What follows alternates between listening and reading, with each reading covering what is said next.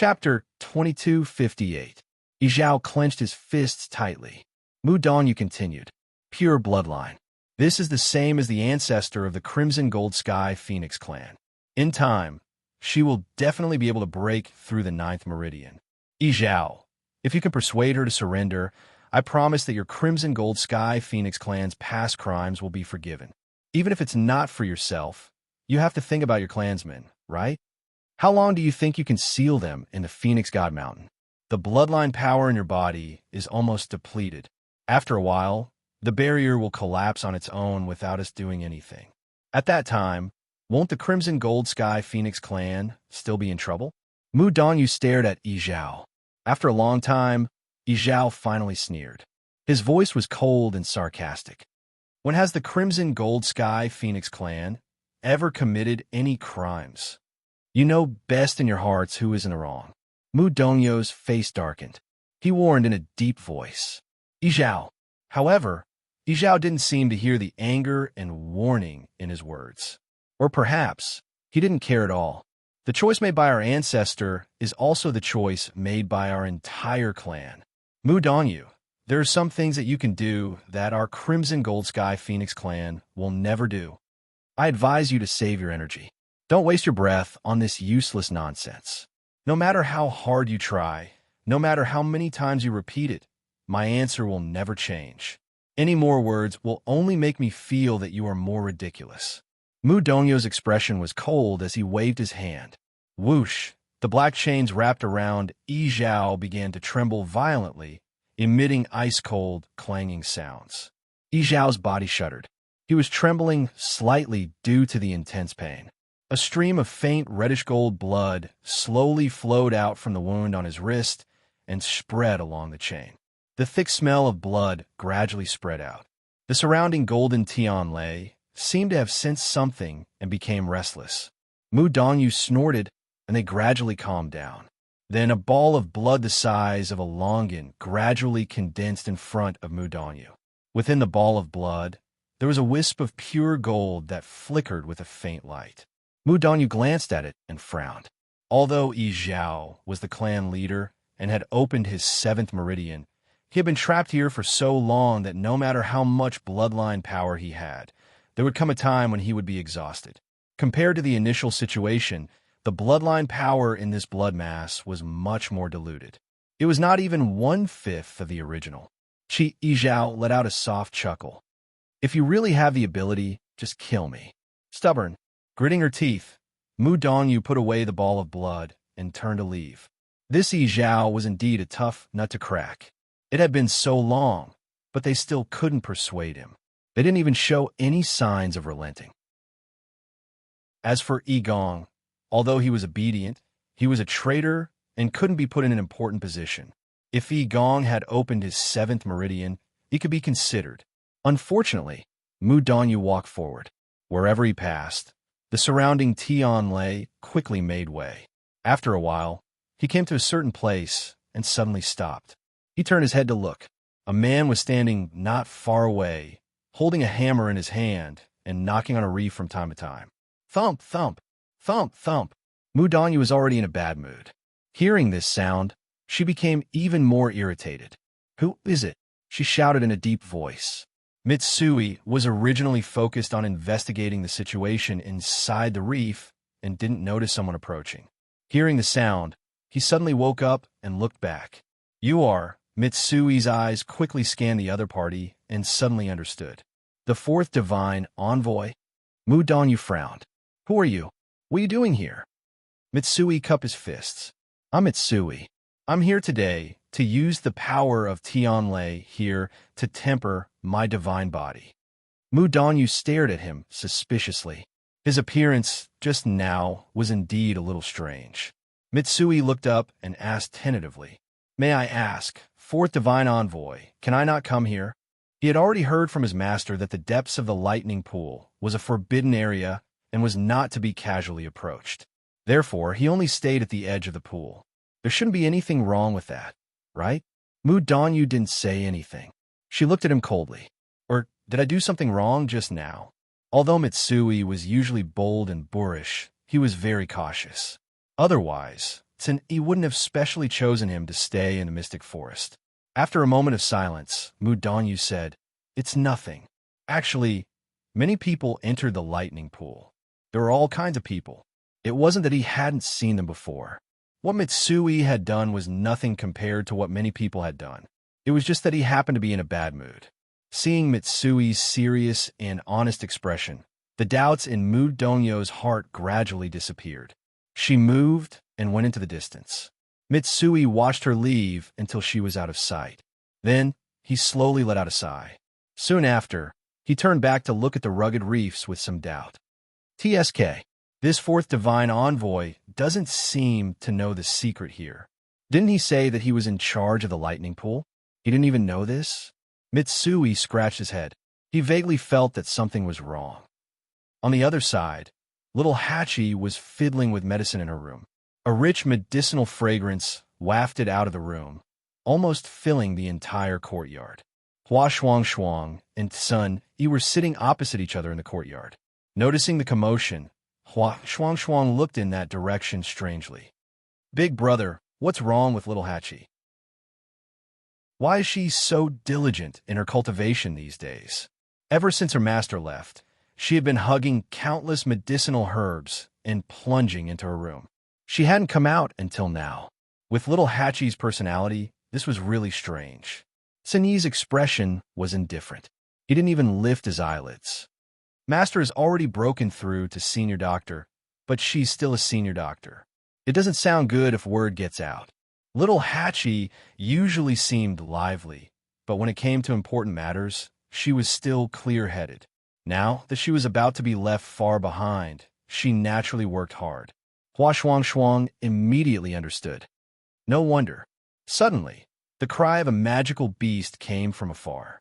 Hua Shuang looked up and saw a golden-winged crow-bone beast flying over. It looked like an eagle or a vulture. Its entire body was black, except for a pair of dark golden wings. Under the sunlight, they shone faintly. Hua Shuang focused her eyes and saw that there was a tear on its wing. Blood was flowing out, and even the white bone could be seen. Its eyes were filled with deep fear. Behind it, a half-folded condor was rapidly approaching. Chapter 22:59. From the looks of it, the two divine beasts had just engaged in a fierce battle.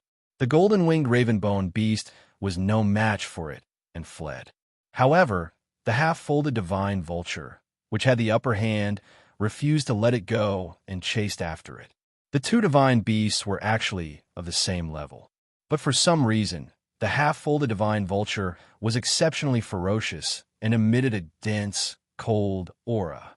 Its indifferent and ferocious eyes flickered with a bloodthirsty light, as well as a hint of mockery. Its speed was sometimes fast and sometimes slow.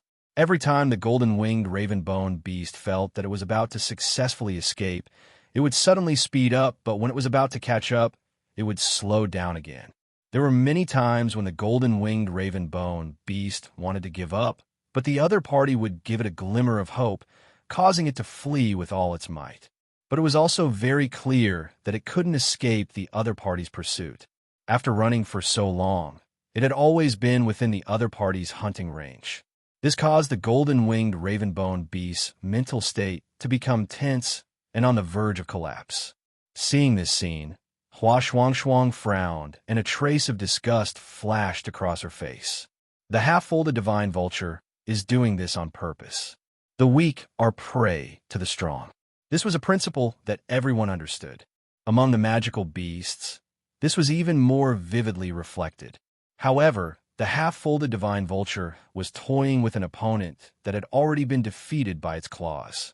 It was truly vile. He stood up, curled two fingers on his right hand, placed them in his mouth, and blew a whistle. Hearing this melodious and resonant whistle, the golden-winged raven-bone beast subconsciously looked over. Then, without any hesitation, it flew straight towards Hua Shuang. Although it was currently injured, it had already been forced to the brink of collapse by the half-folded divine vulture. At this moment, it was using all of its remaining strength. There was even a thin layer of black flames burning on the dark golden wings. Hua Shuang raised her arm, and the golden-winged raven-bone beast fell head first toward her. Screech! It let out a low, mournful cry. Its aura was already extremely weak, and it relied on its last bit of willpower to grab onto Hua Shuang's arm. Hua Shuang lowered her eyes and glanced at it, her brows furrowed even more tightly. She took out a pill with her other hand and fed it. Without even looking at it, the golden-winged raven-bone beast directly swallowed it. If anyone else saw this scene, they would definitely feel extremely shocked. Demonic beasts were vigilant by nature and were naturally hostile to humans. This was especially true for divine beasts, who were alert. They would not easily trust humans.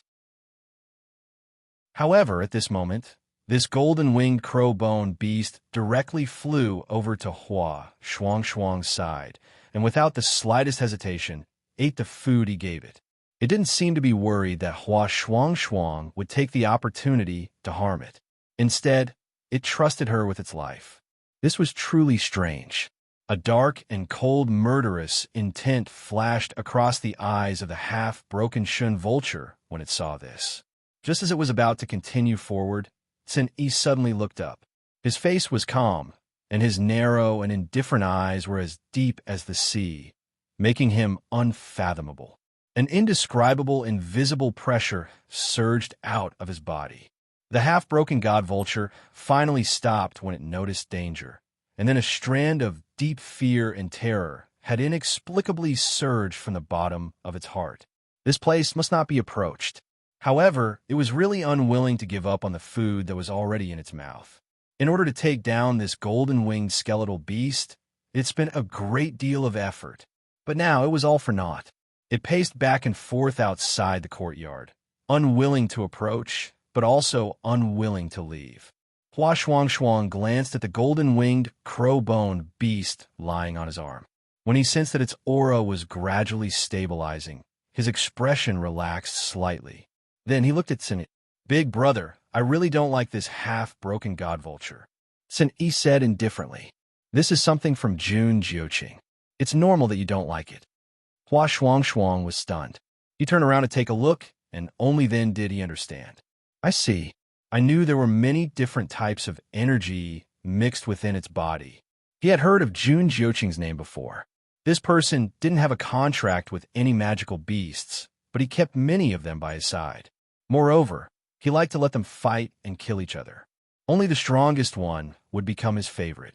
However, this was usually a short period of time. Once a better one appeared, he would immediately switch to another. The reason why this half-broken god vulture's energy was mixed was because it had devoured too many different types of magical beasts. Of course, there might also be humans among them. Wait, why is Jun Jiuqing's divine beast here? Sun-yi's expression didn't change. Of course, it's because he's here too. He's here. Hua Shuang was about to say something when he suddenly saw a figure slowly walking toward them. "I was wondering why you didn't come back after so long. So you came here." A lazy and evil voice sounded. It was Jun Jiuqing. Hearing this voice, the half-broken god vulture's eyes suddenly flashed with deep fear. It had been with Jun Jiuqing for a long time, so it could naturally hear the dense impatience and annoyance in his voice. It folded its wings and lowered its head slightly. Jun Jiuqing didn't even look at it. Instead, his eyes fell on Sun-yi. Their eyes met. At this moment, even the surrounding air seemed to have frozen. But after a while, Jun Jiuqing shifted his gaze and looked at Hua Shuang and the golden-winged crow-bone beast on his arm. This was originally a little toy sent by the second divine envoy, but it seems that you are very interested in it. Since that's the case, I'll give it to you as a gift. Hua Shuang frowned. Why did Jun Jiuqing's words sound like he had a close relationship with the second divine envoy? Based on her previous experience, these divine envoys were all extremely arrogant.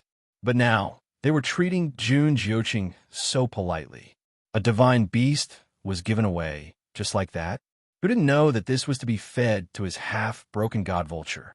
Even if the golden-winged crow-bone beast couldn't be compared to the two ancient divine beasts, it was still a respectable existence among the divine beasts. She really didn't know what the second divine envoy was thinking. "All right, I heard that you went back." Jun Jiuqing sighed softly as his slender fingers brushed past his eyebrows. "Seems like she went back to invite the artifact refining Saint over, probably to enter the palace of the illusory god.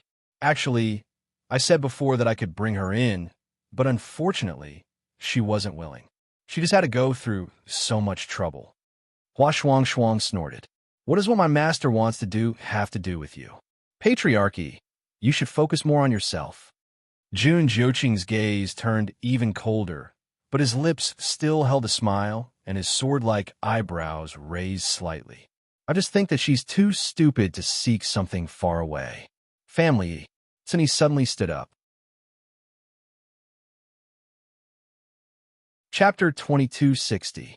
The smile on Jun Jiuqing's face finally faded.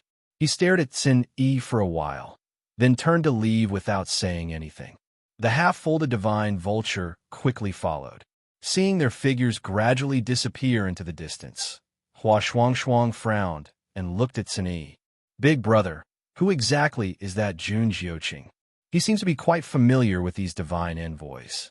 This kind of treatment was much better than what they had received. Xin Yi said, "Of course it's Family Yi's head." Hua Shuang suddenly understood something. "You mean Family Yi?" Boom. A powerful energy wave suddenly came from the room.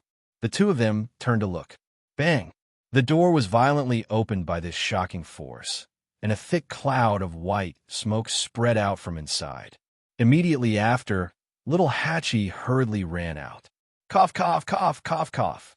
As little Hachi ran, she kept waving her hands, trying to disperse the smoke. When she finally reached the center of the courtyard, she was finally able to catch her breath. That scared me to death. Little Hachi supported herself on the stone table with one hand and patted her chest with the other. "Little Hachi, what's wrong?" Hua Shuang had just taken a step forward when little Hachi happened to raise her head, and his heart jumped in fright. For some reason, little Hachi's face was smeared with several streaks of black ash. Her eyes were filled with tears from the smoke, and she looked extremely pathetic. Hua Shuang's mouth twitched. "Little Hachi, what did you do? Are you going to tear down the room?" Little Hachi shook her head pitifully. "What? I just wanted to see if I could refine a supreme doctor-level pill, and I accidentally ended up like this." Hua Shuang sighed. "You can't rush this kind of thing. You've always been very talented. Take it slow, and you'll succeed." Little Hachi shook her head. "Second brother, you misunderstood. I've already refined it." As she spoke, she took out a tattered box. "It's just that the medicinal pill contained too much power. My medicinal cauldron couldn't withstand it and exploded just like that. Even this box was blown apart." Her heart ached.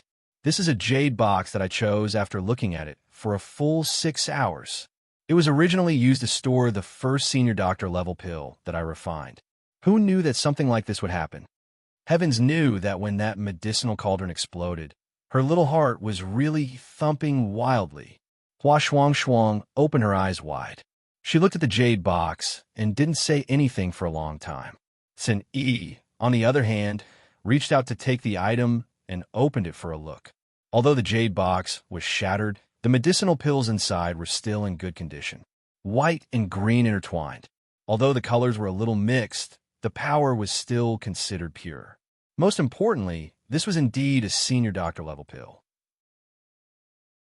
This also meant that little Hachi had officially broken through to Supreme Doctor. Just put up with it.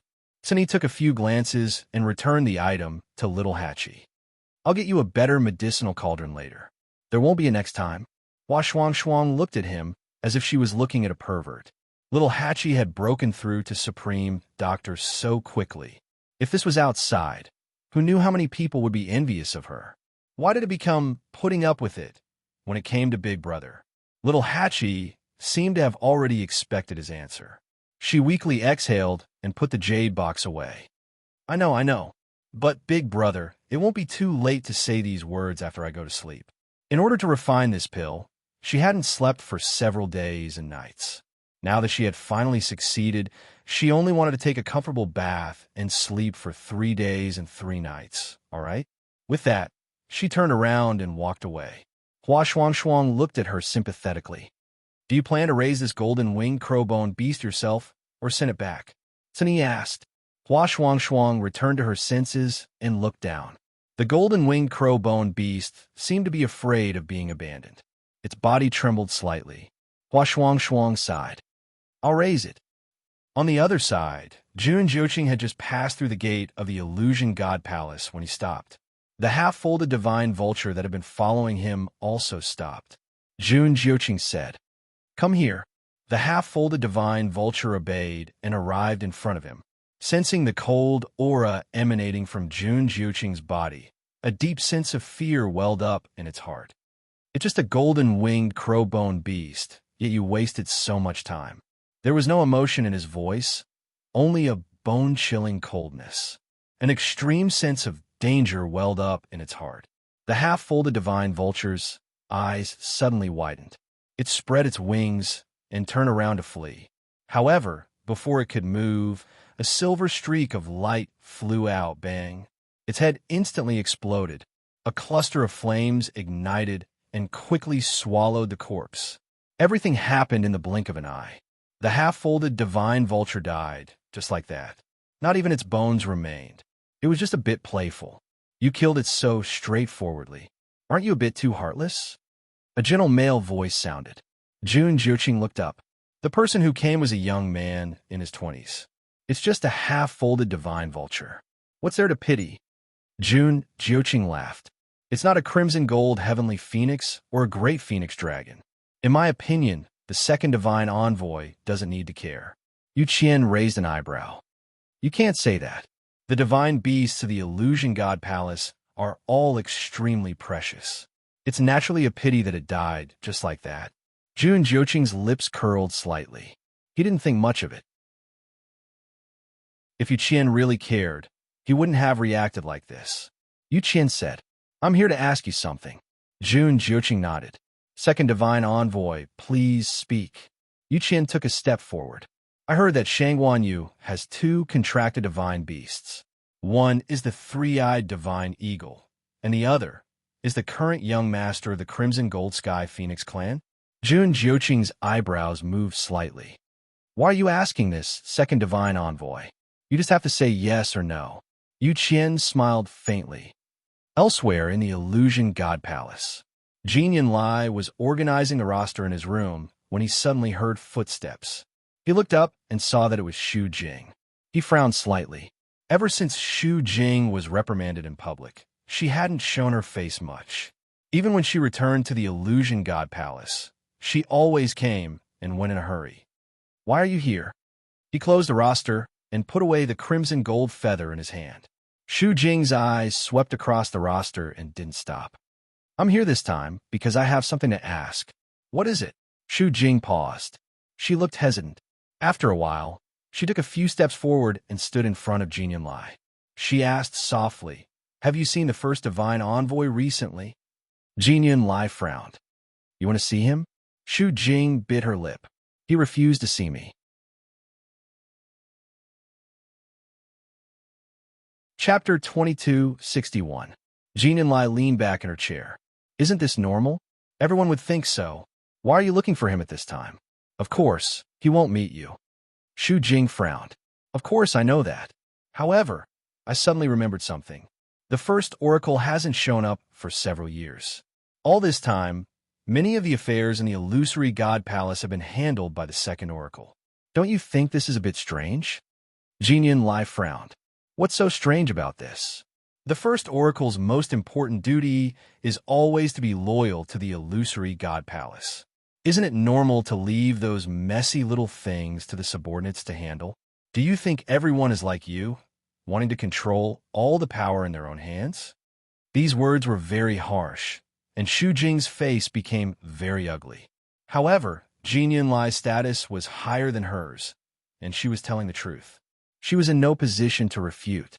She took a deep breath and suppressed her anger. It's normal, but now that the divine gate has opened, the first oracle hasn't appeared. This doesn't make sense. She raised her chin. I just want to ask you, have you sent this list to the first oracle? Jin Yunlai narrowed her eyes. The first oracle has already said that these matters are left to the second oracle. He doesn't care about other things and doesn't care too much. However, this list is of great importance, and he doesn't even look at it. He didn't even ask about it once. The room fell into a short silence. Jin Yunlai slowly sat up straight. What are you trying to say? Shu Jing said. It's not that I want to say anything. I just feel that this matter is strange. In addition, some time ago, the sixth oracle returned. I heard that his physical body was completely destroyed, and even his divine body fell along with it. He is now in seclusion to recover.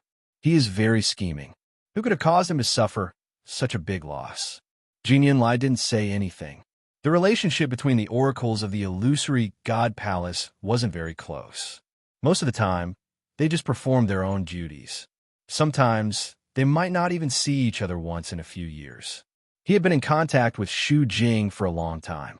Shu Jing lowered his voice, and there seemed to be a light flickering in his eyes. I know that the sixth divine emissary was ordered to leave, and this time, he returned with permission. However, according to the rumors, the first divine envoy actually left the illusory God Palace a few years ago and only returned recently. Rumors? Jin Yunlai sneered. There's no evidence for this kind of thing, so it's best not to talk about it. Moreover, this matter was related to the first oracle, so he had to be careful with his words and actions. Shu Jing, don't blame me for not reminding you. Don't stretch your hand so far. Otherwise, you won't even know how you died. Shu Jing was not reconciled. But if you really want to know, why don't you ask the first oracle again? This way, the truth would be revealed. What other rumor could be more credible than the explanation of the person involved? Or you can go and consult the second divine emissary. In short, I won't stop you. But he wouldn't get involved. Shu Jing gritted his teeth when he saw his firm attitude. Roar. Suddenly, a roar came from outside the door. The two of them were shocked and turned their heads to look. Jin Yunlai got up, walked over, and opened the window. A muscular white lion was leaping over. Its ice-blue eyes were looking straight at them. They were cold, indifferent, and extremely sharp. When it saw the two of them, it licked its paws, and a trace of mockery flashed in its eyes. However, when the two people in the room saw it, they were both shocked and looked at each other. Why did the Emperor's demonic beast suddenly come here? Though what they said just now, Shu Jing clenched his fists nervously, and his lips turned pale. This white lion rarely came here. Why did it suddenly appear today? She opened her mouth and was about to explain. Roar. Before she could say anything, the white lion had already retracted its gaze, turned around, and leaped away quickly. Its speed was extremely fast, and it disappeared in the blink of an eye. Jin Yunlai suddenly thought of something and turned around. Where did it come from just now? Shu Jing was stunned. I didn't notice. What's wrong? Jin Yunlai slowly clenched his fists. If I'm not wrong, it seems to have come from the direction of the first oracle's residence. How is that possible? Shu Jing instinctively retorted. It's not easy to get close to the first oracle's residence. Moreover, it hasn't opened its door for several years. Even I was stopped outside previously. How could it have come from there? Jin Yunlai lowered his eyes slightly. This was his territory. He wouldn't be wrong. There was only the first oracle in that direction. It must have come from there. But why did it go there? Maybe I was wrong. Jin Yunlai closed the window. You better go back. Let's forget about the first oracle.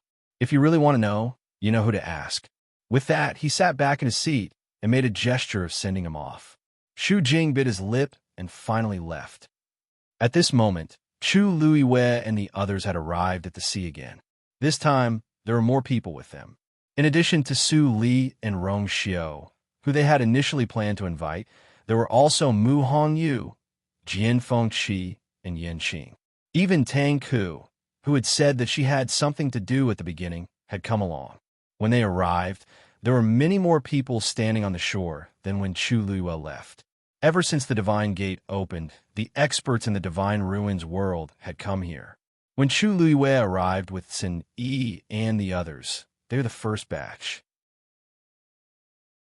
And now, With the passage of time, more and more people naturally came. Because of the previous experience, Chu Luiwei and the others went much more smoothly this time. Other than Mu Hongyu, Jian Fengqi, and Su Li, who were still exalted gods, the others were already venerable gods. And Su Li herself was a weapon-refining saint. If she wanted to pass through this sea, she had plenty of divine artifacts. Mu Hongyu was even more so. She could even pass through the sky canopy freely, so this was naturally not a problem. So, in the end, the only one left was Jian Fengqi. Looking at the rolling waves in front of him, he grabbed Mu Hongyu's wrist without hesitation. Mu Hongyu looked up at him. Jian Fengqi coughed. "Take me there, and I'll return the contract to you." Mu Hongyu was still a little hesitant at first, but when she heard this, she immediately agreed without hesitation. "Deal." Chu Luiwei looked at him suspiciously. Based on her understanding of Jian Fengqi, he didn't seem like a straightforward person. Suddenly, a warm and strong hand reached over and held her hand. Let's go." Rongxiu looked up at the silver bridge calmly and raised his eyebrows slightly. "I hope everything goes well." Digression. It was about 7 o'clock.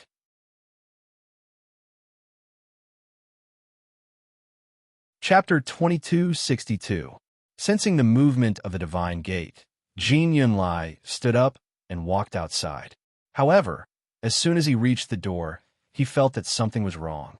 In the courtyard, the void shook, ripples spread out, and a figure gradually appeared.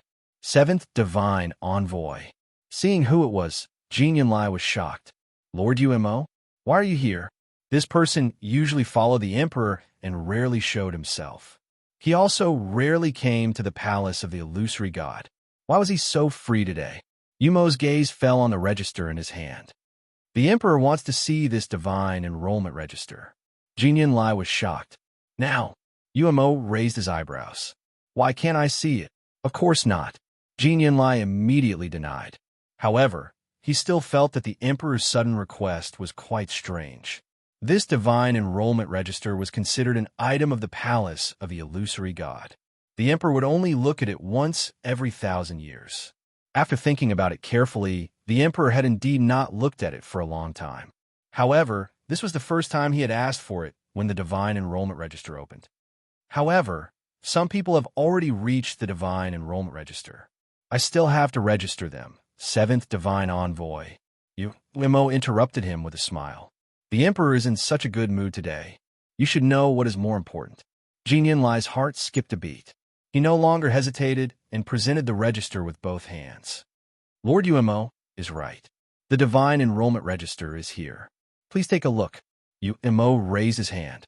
The divine enrollment register and the reddish-gold feather flew lightly and landed in his palm. "Seventh Divine Envoy, if you are really worried, I can also help you register those people at the Divine Enrollment Register. Then, I will bring the Divine Enrollment Register back and present it to the Emperor." Jin Yunlai was a little hesitant. I'm afraid it will be troublesome. It's just writing a few names." "What's so troublesome about it?" "It will be over in a while." "Or does the Seventh Divine Envoy not believe me?" "I don't dare." Jin Yunlai lowered his head slightly. "In that case, I will leave the Divine Enrollment Register to you for the time being." Umo revealed a satisfied look on his face. "Then the Seventh Divine Emissary should rest for the time being. After the Celestial Emperor has finished reading it, I will naturally send it back." Jin Yunlai responded. Umo's figure flashed and quickly disappeared from the spot. Only then did Jin Yunlai raise her head, a trace of doubt flashing through her eyes. Of all times to enter the Divine Book, why did it have to be now? He thought for a moment and looked in the direction of the Divine Gate. Naturally, he couldn't see anything clearly from here. However, he was in charge of guarding the Divine Gate this time, so he could sense the barrier over there. Not long after, a familiar fluctuation came from that direction. "Shangguanyu," he muttered under his breath. "You came back pretty quickly." She reckoned that the person with her was the weapon-refining saint she had invited earlier. From the looks of it, there seemed to be a few more. He probably brought his subordinates or someone he was familiar with. Anyway, this was not the first time she had done something like this. Jin Yunlai frowned. After a moment, she retracted her gaze, shook her head, and turned back into the house. There was nothing much to see. At the Divine Gate, Chu Luiwei directly crossed the barrier and entered the Divine Gate. Rongxiu followed closely behind. Just as he approached the barrier, there was a ripple on it. Buzz. It faintly emitted a suppressive aura, blocking people outside. He stopped and withdrew his hand. Chu Luiwei saw this and didn't find it strange. She explained, "It's probably because you haven't been here before, so you were stopped. Later, the 7th Divine Envoy will come and register you." As she spoke, she turned back and glanced in the direction of the star path. Strange, Jin and Lai used to come very quickly. Why was she nowhere to be seen this time? Rongxiu gently nodded. "Then let's wait." Su Li and the others also nodded. Since they were already here, there was nothing to be anxious about. At this moment, Chu Luiwei felt a fluctuation behind her. She focused her gaze. A blurry figure appeared in front of her. In the fluctuating void, a man's voice could be heard. "The 7th Divine Envoy can't come for now. I will be responsible for your registration." When she saw the silhouette of the figure, Chu Luiwei had already guessed the person's identity. Now that she heard the voice, she was even more certain. This person was the man who appeared at her mountain that day. In other words, he was the person who was rumored to be by the Emperor's side. Just as she was about to speak, the man had already raised his hand. Whoosh! A reddish-gold feather flew from his hand and went straight to Rongxiu's forehead. It gently swept across his forehead. The totem of the Yuntian Tower quickly appeared. The man asked for his name and opened the barrier. Rongxiu lifted his foot and stepped through the Divine Gate. Chu Luiwei blinked. That was too fast. However, Rongxiu had a bloodline totem to begin with. It was not strange that he could enter smoothly. The people behind him followed one after another. Jian Fengqi, Mu Hongyu, and Su Li did not have a bloodline totem. Chu Luiwei originally thought that this person would make things difficult for them. However, he only sent out a few letters without saying anything and directly let them in. In less than a quarter of an hour, all of them had entered the Heaven Gate. Chu Luiwei felt that it was a bit strange. She looked at the man again. Unfortunately, the man's figure and appearance were blurred in a halo. She could not see clearly. Clap.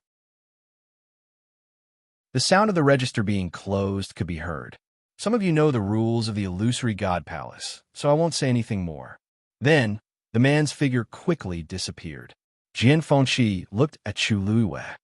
This illusory God Palace doesn't seem that hard to enter. Mu Hongyu stretched out her hand.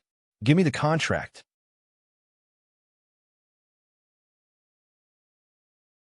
Chapter 2263.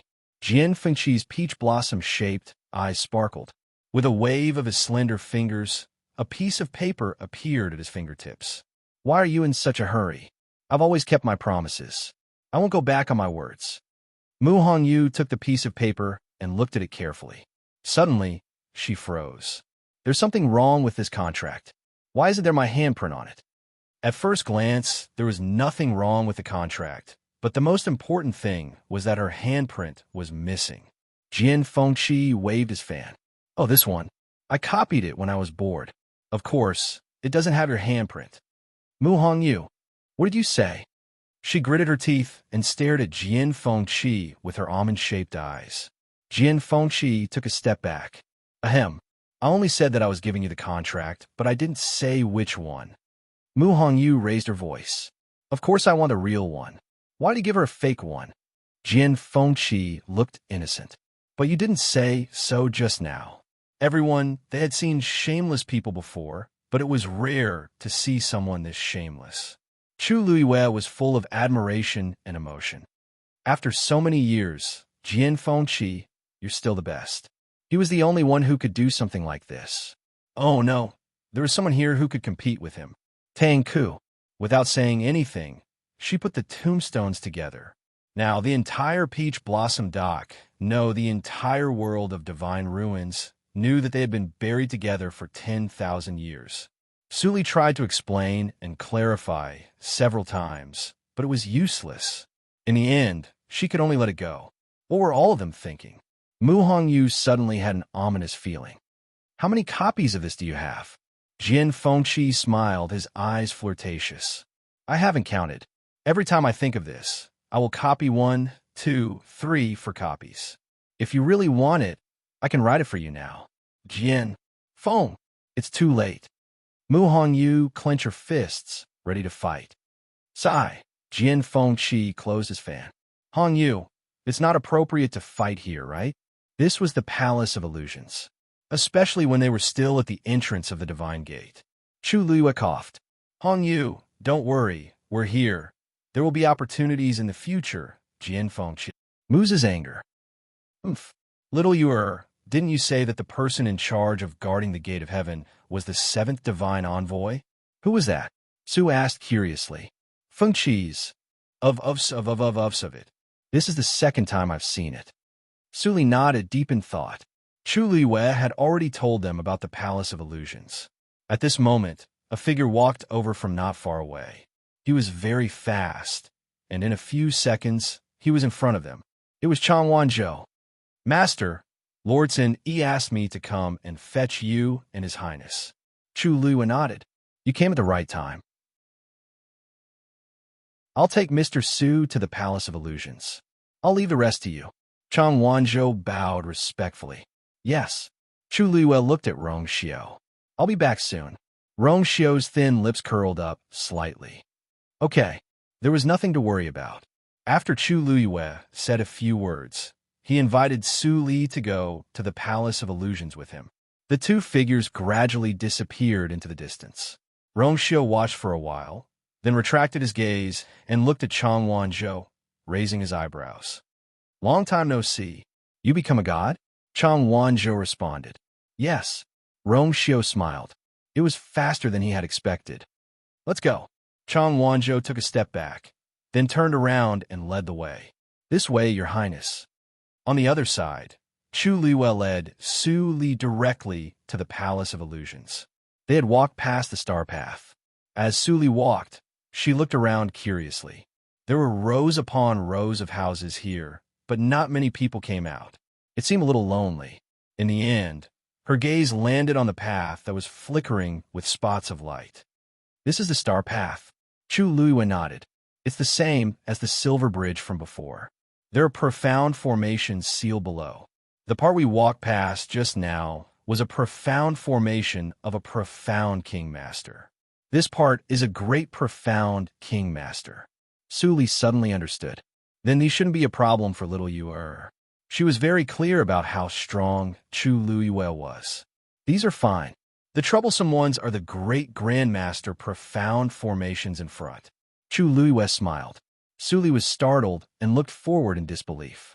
A long and resplendent path extended upwards, all the way to the palace that stood in the distance. So many? Although she wasn't a profound master, she still had some understanding.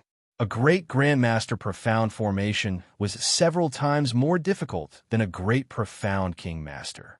Moreover, even if a person reached the great Grandmaster level, it only meant that they could use a profound formation of this level.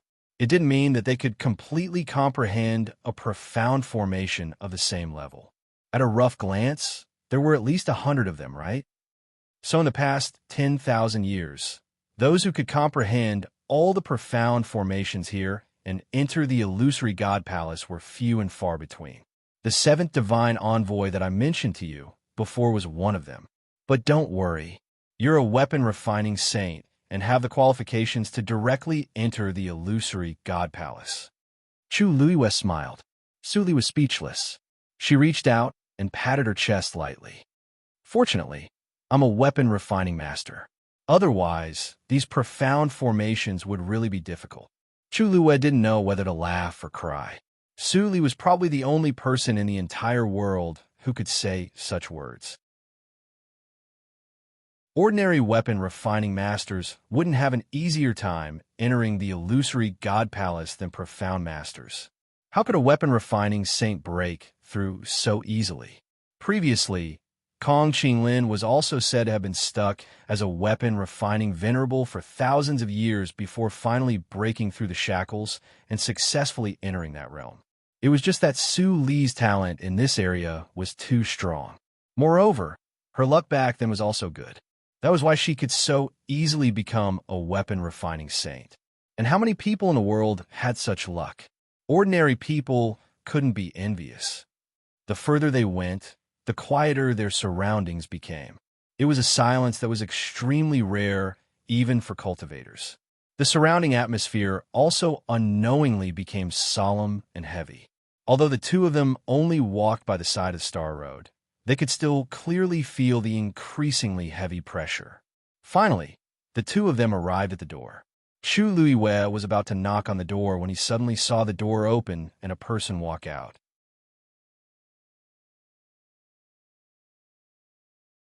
Chapter 2264. The person who came was Xu Jing. She originally planned to go to her mountain, but she didn't expect to bump into Chu Luiwei as soon as she stepped out. Seeing that familiar face, Xu Jing was startled at first, then immediately frowned. Shang Guanyu, why are you here? Because of the fear in her heart, her tone and attitude towards Chu Luiwei were much better than before. However, probably because there were no outsiders around, the impatience and irritation in her eyes were still faintly visible. Chu Luiwei didn't mind and smiled faintly. Greetings, 8th Oracle. I'm here to send Mr. Su to the palace of the illusory god. Mr. Su? Xu Jing's gaze turned slightly, and only then did she see Su Li standing beside Chu Luiwei. Exalted goddess. Her frown deepened. Shang Guanyu, don't tell me you don't know the requirements to enter the palace of the illusory god? She actually pulled such an ordinary-looking exalted goddess over and said that she wanted to enter the palace of the illusory god? Su Li raised her thin eyebrows slightly. Was she looking down on her? Although she had always had a good temper, she wasn't someone who would be looked down upon and bullied. Moreover, this person in front of her had specifically bullied little Yuer before. The threshold of the palace of the illusory god is really high, so even a weapon-refining saint isn't qualified to enter? Su Li smiled faintly and asked. Xu Jing was startled, and a trace of disbelief flashed across her eyes. You're a weapon-refining saint? Why don't I look like one? Su Li's lips curved slightly. Xu Jing was momentarily speechless and didn't speak for a long time. Chu Luiwei said, the 7th Divine Emissary also knows that I invited Mr. Su here. If you don't believe me, you can ask her. Xu Jing's face was a little ugly. She had just parted with Jinyan Lai not long ago, so how could she ask about this now? No need. She turned around and closed the door. Then, she looked at the two with a cold expression. If you're really a weapon-refining saint, you can naturally enter the palace of the illusory god. Chu Luiwei smiled. Does the 8th messenger mean that we have to open the door ourselves? Those who have the qualifications and strength to enter the palace of the illusory god will naturally have no problem opening the door. As Xu Jing spoke, she didn't want to talk to them anymore. She turned around and left. Su Li turned around to look at her. This 8th Divine Emissary is really arrogant. Chu Luiwei was already used to it. All the oracles here are like that, but she is considered outstanding. Mr. Su, can you open this door? Su Li retracted her gaze and looked at the closed door in front of her. It shouldn't be a problem. It's just... She suddenly paused, a trace of hesitation flashing across her face. Little Yuer, this place, she had long heard from Chu Luiwei that this illusory god palace was exactly the same as the pavilion in the sky that appeared in the Red Moon Desert. Therefore, before coming, she had already mentally prepared herself.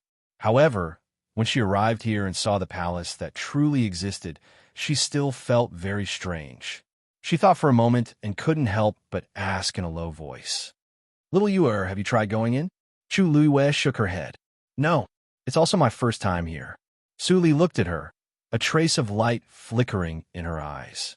Since you were able to directly enter at that time, perhaps it's the same here? Chu Luiwei's heart moved. Actually, she had thought of this before. After all, from the beginning, everything in the illusory god palace seemed to be against her. However, she didn't have any plans to try for the time being. There were so many people in the illusory god palace. She didn't know how many pairs of eyes were staring at this place. If she really went in directly, it would cause a lot of trouble. That wasn't what she wanted to see right now. Therefore, for the sake of caution, she still chose to pass by. Suli saw the change in her expression and instantly understood something. Then, I'll go in and take a look first. Chu Luiwei gently nodded. Suli took a few steps forward and stretched out her hand. The moment her palm touched the door, she immediately felt that there was a gaze sweeping across her body. At this moment, it was as if her entire person was seen through. Suli calmed down and exerted force on her hand. Creak! The door opened. She turned her gaze slightly and looked at Chu Luiwei. I'm going in. Mr. Su, please be careful. Suli nodded and walked in without hesitation. Then, the door closed again. Chu Luiwei stared at the door for a while and turned to leave. At this moment, a slight fluctuation suddenly came from her dantian. For some reason, the water droplet floating quietly in his dantian started to ripple. Chu Luiwei's heart tightened and immediately suppressed it. She quickly turned around to take a look. Just now, there seemed to be a force that was calling her. She slowly clenched her hands in her sleeves and stood there waiting for a while. Seeing that nothing was wrong, she left. At the same time, in front of the empty black jade square, a figure suddenly appeared. It was the second messenger of God, Yu Qian. His expression was slightly serious as he stared at the black jade square in front of him. His eyes seemed to be surging with waves. He had only left for a short while, and there was actually such commotion here. Could it be? At this moment, light footsteps came from behind him. He immediately turned around to look. His eyes were extremely sharp, like a cold light piercing through. Suli stopped in her tracks and looked at the man who suddenly appeared in front of her. Her heart was in her throat. This man was extremely dangerous. Moreover, he seemed to be extremely hostile towards her. However, she had only just arrived and had not even seen the other party. Where did this hostility come from? Who are you? Yu Qian asked in a low voice. Suli suppressed her emotions and looked calm on the surface. She nodded and bowed. Her voice was calm and gentle. Suli. Yu Qian frowned and his eyes swept across her face.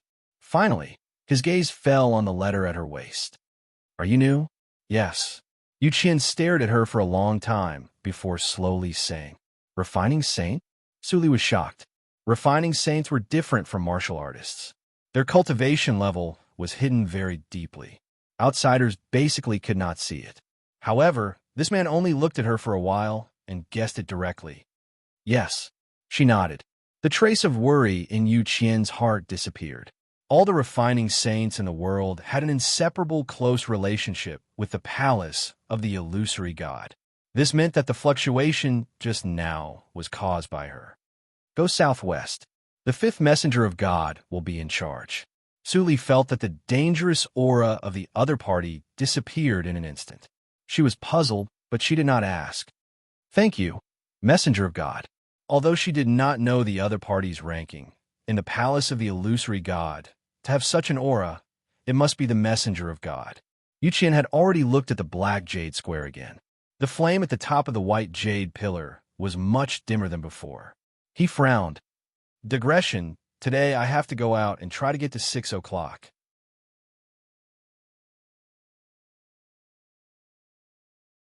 Chapter 2265. On the other side, Chang Wanzhou had already brought his men back to his residence. Due to the arrival of Rong Xiu and the others, the original courtyard was no longer big enough. However, Sun had already tidied up the few courtyards beside them and was waiting for them to arrive. There were many courtyards in the Illusion God Palace, and the few courtyards beside them happened to be empty, so it was convenient for them. This commotion also attracted the attention of some people. Xiao Ran was originally sitting on his roof in boredom, staring at the star path and deep in thought. When he saw Chang Wanzhou coming over with his men, he was shocked, because he had never seen the people behind him before. On second thought, he remembered that Chu Luiwei seemed to have said that he would go back and invite the artifact refining saint over. But why were there so many people? Seeing the group of people approaching, Xiao Ran touched his chin. These people are not weak, especially the young man in front, who was dressed in snow-white clothes. He was handsome and devilish, exuding a noble aura. If I'm not wrong, he should be that girl's husband? There was also the young man in black clothes behind him. He held a sword in one hand and looked cold and indifferent. He seemed to be a follower, but he had already broken through to the god realm. Xiao Ran was suddenly stunned and stared at Yin Qing a few more times. This person, why does he look so familiar, as if I've seen him somewhere before? He frowned slightly and kept searching in his mind, but he couldn't find an answer. However, that familiar feeling lingered in his mind. At this moment, Yin Qing sensed his gaze and looked over. His facial features were handsome, but there was a faint coldness in his eyes. He was like a moving iceberg. In just an instant, Yin Qing retracted his gaze. Xiao Ran touched his chin. This person, I've never seen him before. Perhaps it was just my imagination. While Xiao Ran was secretly conflicted, Rong Xiu and the others had already arrived. He was already waiting at the door. When he saw Rong Xiu and the others, he nodded slightly and bowed. Your Highness. Rong Xiu's gaze swept past him as he nodded and walked in. Xiao Ran didn't withdraw his gaze until all of them had entered the room. He frowned slightly. No matter how he looked at it, there didn't seem to be a problem. But bang! Suddenly, there was a loud explosion. Xiao Ran quickly raised his eyes to look over, only to see a silver stream of light soaring into the sky from the star passage. It quickly transformed into a profound formation in midair.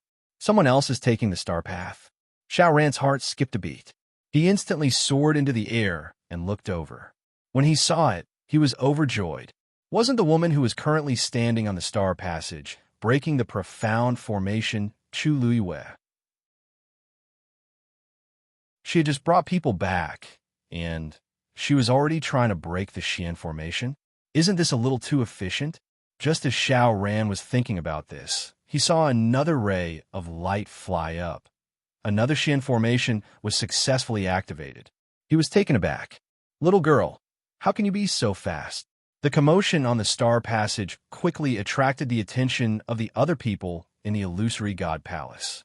When they discovered that this person was still Chu Luiwei, many people were rather surprised. Isn't that Shang Wanyu? Why is she taking the star path again so quickly?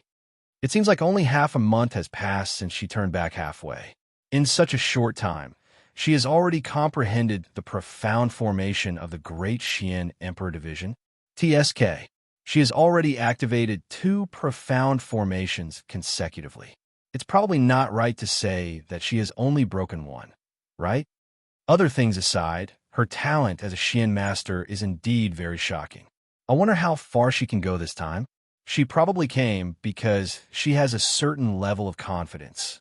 However, the number of profound formations in the Great Xian Emperor Division is not small. She has only deciphered less than 1/10 of them. She might be able to walk for a while, but it probably won't be too long.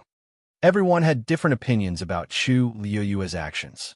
Some were looking forward to it, while others disagreed. Chu Luiyue, who was standing on the star path, automatically ignored all these voices. She had originally planned to continue walking the star path after inviting Su Li over. To the current her, these profound formations of the Great Xian Emperor Division were no longer of any difficulty. The key was whether Su Li could find some information on her side, and during this period of time, she also planned to walk forward as much as possible. This way, if something happened, she could openly enter the illusory god palace with the fastest speed possible. With this thought, she lightly waved her hands in front of her. Several streams of light flew out and intertwined with each other. Not long after, another profound formation was deciphered. She took a step forward and continued forward. Time slowly passed. The number of onlookers also increased. Gradually, they finally realized that Chu Luiyue did not seem to have returned on a whim because she had deciphered a few profound formations at the last moment. She had clearly made preparations long ago. Seeing her decipher profound formations one after another and easily activate them, everyone's attitude rapidly changed. These profound formations of the Great Xian Emperor Division are not simple. She actually managed to draw them so smoothly and easily. In the crowd, someone could not help but mutter in a low voice, unable to conceal the shock in his voice. Previously, although her performance was very outstanding, most of those were profound formations of the Great Xian Emperor Division. It was not that no one in the illusory God Palace could do it, but it might take a little longer. But this time was different. The difficulty of the profound formations of the Great Xian Emperor Division had increased by more than a little. Even if she had not rested during this period of time to study these, it should not be so heaven-defying, right? Mu Yafeng had also arrived at some point in time. However, she did not go to the very front, and only chose a hidden corner to wait. From where she stood, she could see that Chu Luiwei was following the star path and was slowly approaching here. She was also getting closer and closer to the illusory God Palace. When she looked carefully, she could even see the calmness in Chu Luiwei's eyes. It was very clear that these profound formations of the Great Xian Emperor Division that others found difficult to decipher did not pose any threat to her at all. Along the way, she had already activated more than 10 profound formations continuously without stopping to rest. But there was not the slightest bit of fatigue on her face. It seemed like she was just strolling leisurely. Mu Yafeng gritted her teeth. A few voices of discussion came from the side. Don't you guys feel that Shangguan Yu seems to be very relaxed when walking this segment of the star path? You think so too? I thought I was the only one who felt that way. From the beginning until now. How long has it been? She hasn't stuttered even once. The time she spent on each profound formation is very short. Even Mu Yafeng did not reach this level back then. Mu Yafeng can't compare to Shangguan Yu, right? She broke her record the last time. Sigh, if not for the fact that Shangguan Yu just came to the illusory God Palace, I would have thought that she had already seen these profound formations. There seemed to be a ball of fire burning in Mu Yafeng's chest. She suddenly said, "How do you know that she hasn't seen them before?"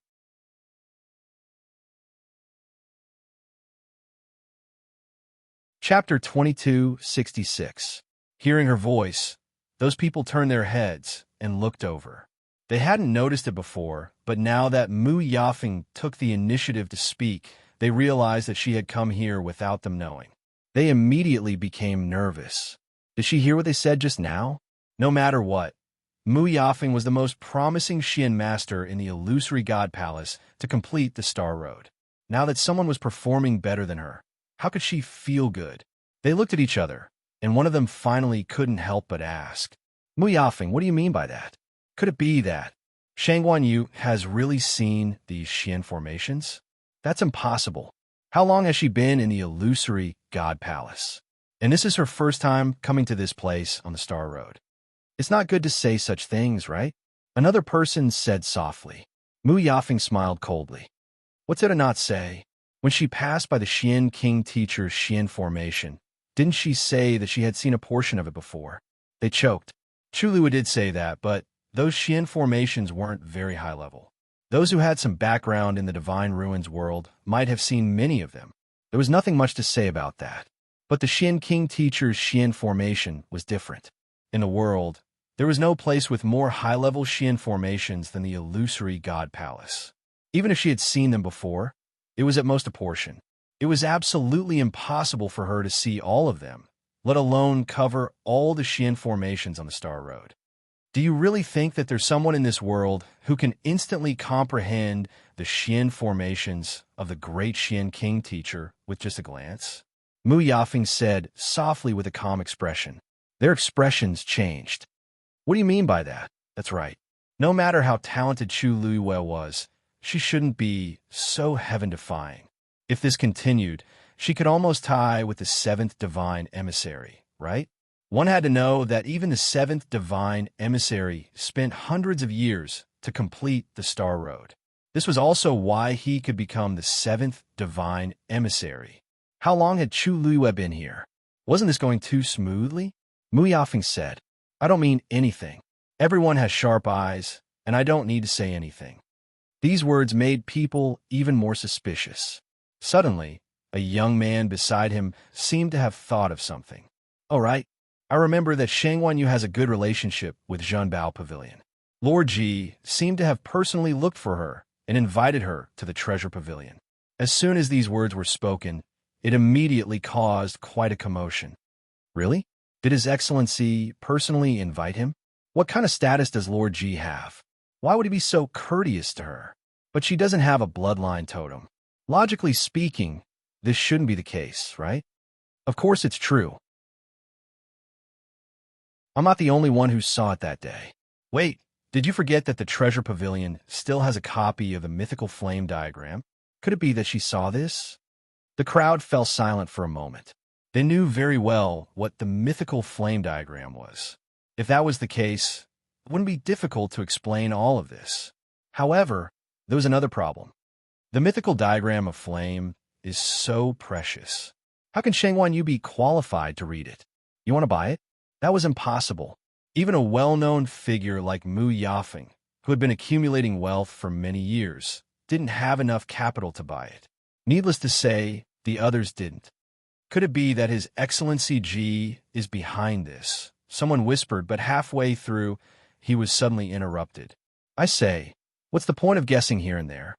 Everyone, including Mu Yafeng, was shocked and turned around to look. Xiao Ran had appeared not far behind them. At this moment, he was leaning lazily against the wall with his arms crossed. He looked at them with a half-smile. Anyway, His Excellency Mingshu spends most of his time in the treasure pavilion. Isn't it better for you to go over and ask him? Everyone was speechless. His Excellency Mingshu always looked amiable, but everyone knew that he was not to be trifled with. Even the 8th Divine Envoy was not afraid of the treasure pavilion, let alone them. If they went over now, wouldn't they be making trouble for themselves? When Mu Yafeng saw Xiao Ran, a trace of fear flashed across her eyes. However, at this moment, Xiao Ran suddenly looked over. Mu Yafeng. The corners of his lips curled up. Others may not know why Shangguan Yu was able to progress so smoothly on the Star Road. But don't you know? Mu Yafeng's lips instantly turned pale. The people beside her looked at Mu Yafeng and then at Xiao Ran in confusion. What was he hinting at? However, Xiao Ran didn't say anything else. He turned his gaze and looked at Chu Luwei. Actually, he was also very curious. How far could she go this time? Mu Yafeng clenched her fists and shut her mouth.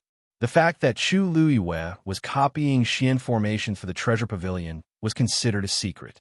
If this was said by Chu Luwei or the treasure pavilion, it wouldn't be a big deal. However, if it was said by her, it was different. Although she was very unhappy with the fact that the treasure pavilion was biased towards Chu Luwei, she wasn't stupid enough to offend him publicly. While he was arguing, Chu Luwei had already cracked 3 more Xian formations. Many people were bewildered when they saw her stubbornly moving forward. Where can she go? Rongxiu stood in the courtyard and looked up slightly. He could see the silver stream of light rushing into the sky. Xian formations quickly condensed and dissipated, and the distance kept moving forward. Obviously, she was getting closer and closer to the illusory God Palace. Shangguan Jing walked out of the house and lowered his eyes as if in deep thought. He had just asked Tang Ku some questions. Ever since he saw Kong Qinglin break through to the weapon-refining Saint Realm with his own eyes, he vaguely felt that he was closer to that threshold. However, a little bit was still a little bit. Fortunately, Tang Ku was also here and gave him a lot of advice. He felt that he had comprehended something, but he was still lacking something to break through the window paper. Seeing Rongxiu standing in the courtyard, he raised his voice and said, "Rongxiu, you've just arrived at the illusory God Palace. Why don't you walk around?"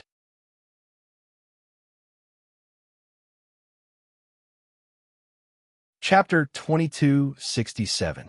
Hearing this, Rongxiu looked back and smiled faintly. Since I'm already here, there's no need to rush. Seeing that he was calm and composed, Shangguan Jing was also relieved. Rongxiu was extremely talented and resourceful. He probably already had his own plans and didn't need others to worry about him. Following his line of sight, Shangguan Jing smiled. "It seems that yours is going quite well." Rongxiu nodded slightly. Yes, those Xian formations were indeed nothing to her. Shangguan Jing waved his hand. "Keep an eye on that girl and tell her not to be so anxious. I'll go into seclusion for the next few days." Previously, when Chu Luwei wasn't here, He had been carefully watching over this group of people. Now that Rongxiu was here, he could finally free up some time. Rongxiu's thin lips curled slightly. Don't worry. Only then did Shangwan Jing return to his room. Illusory God Palace. Jin and Lai walked out of the door and looked into the distance. She's continuing? The commotion on the Star Road wasn't small. It was hard for him not to know. After staring for a while, Jin and Lai's expression gradually became serious. Chu Yoyue's speed was much faster than he expected. It seems that she's really obtained the mythical flame diagram. Jin Yanlai murmured softly. Previously, Mu Yafeng only sent a message saying that Treasure Pavilion had asked Chu Luiyue to copy the Xian formations on the second floor. But at that time, he wasn't sure which ones were which. But now, everything couldn't be clearer. If she hadn't read the mythical flame diagram, she wouldn't have been able to go so smoothly on the Star Road. It seems that Treasure Pavilion really values her. They're even willing to part with this thing. Jin Yanlai frowned slightly, but he was still puzzled. Because even so, she shouldn't be so fast. The further she went, the more complicated and difficult the profound formations became. However, her speed was not affected at all. This almost made people suspect that she had already memorized all the Xian formations in the entire Xian formation in her mind. But how is this possible? No matter how high her comprehension ability was, it shouldn't be this fast. Perhaps I should find time to talk to Chu Luiyue. At this moment, a familiar fluctuation came from the front. Jin Yanlai's heart tightened. Then, a figure appeared in the void. The enchanting book and the crimson golden feather also flew out. Jin Yanlai quickly caught the item. Lord Umo, why are you back so soon? He had thought that he would have to wait for several days. Umo smiled faintly. The Celestial Emperor already knows the names on the list. Naturally, it won't take long. What's more, the gate of heaven was still open, and there were many things that the seventh divine emissary had to take care of. Jin Yanlai said respectfully, yes.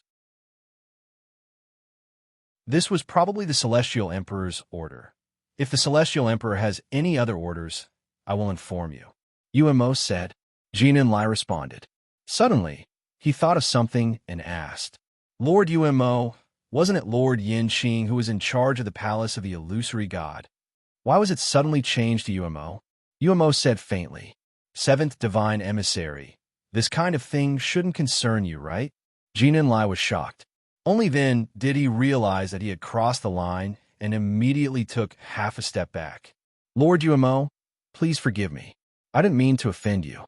Umo stared at him for a while. It's good that you know. After saying that, he turned and left. After a long time, Jin Yanlai let out a long sigh.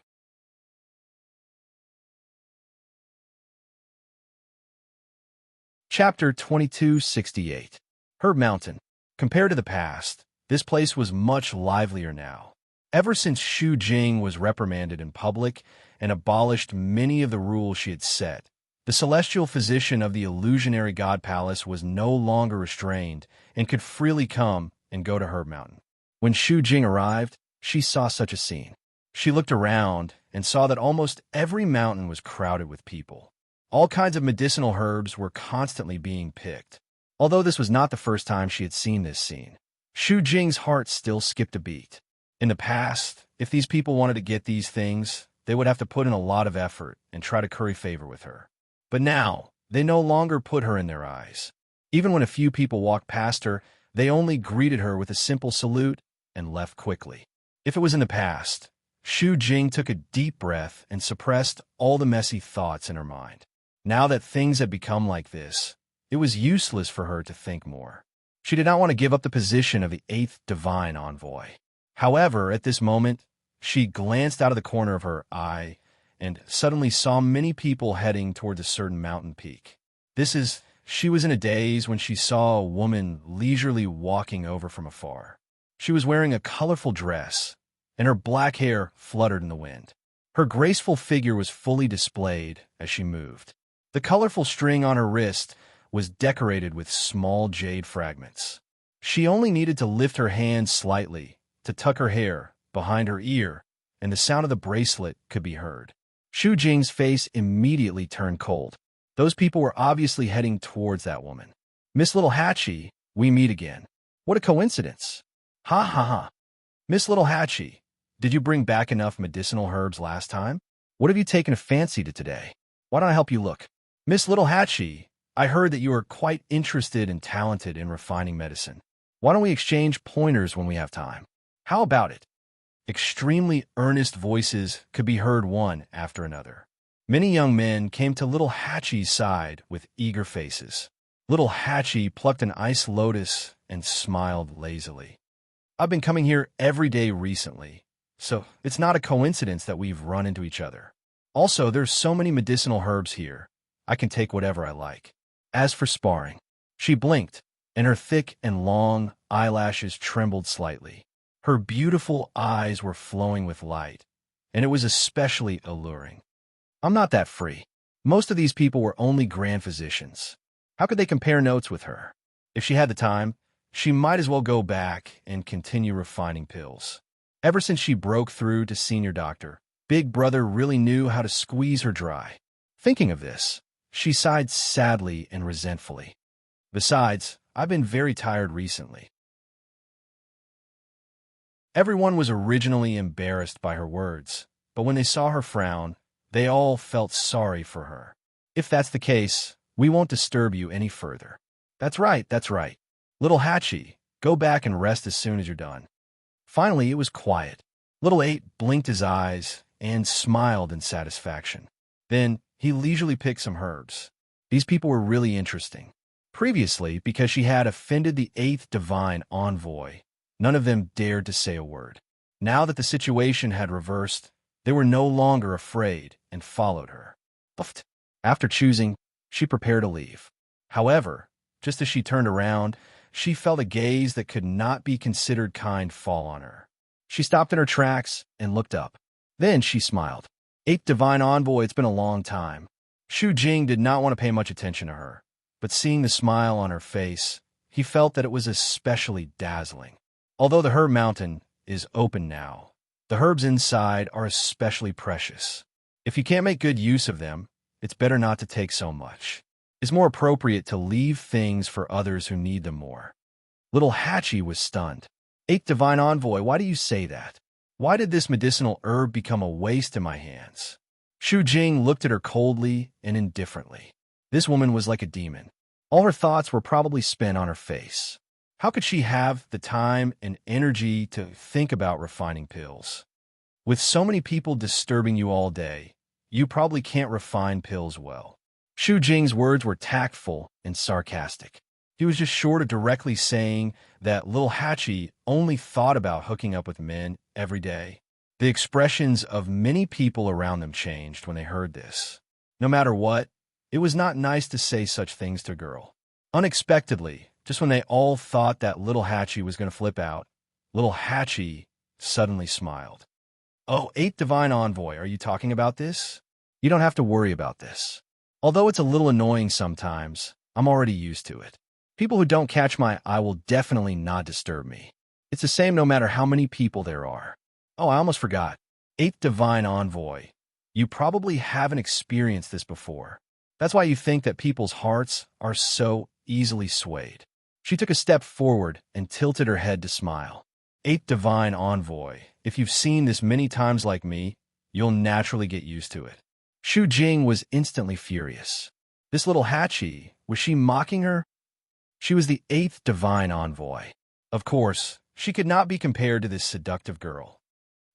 Hey, eighth divine envoy, I see that the dark circles under your eyes are getting heavier. Have you not been resting well recently? Well, if I were to be reprimanded in front of everyone, I reckon that I wouldn't be able to hold my head up high. Impudent. Hee, eighth divine envoy, don't be angry. I'm just joking with you. I've never been scolded by anyone before.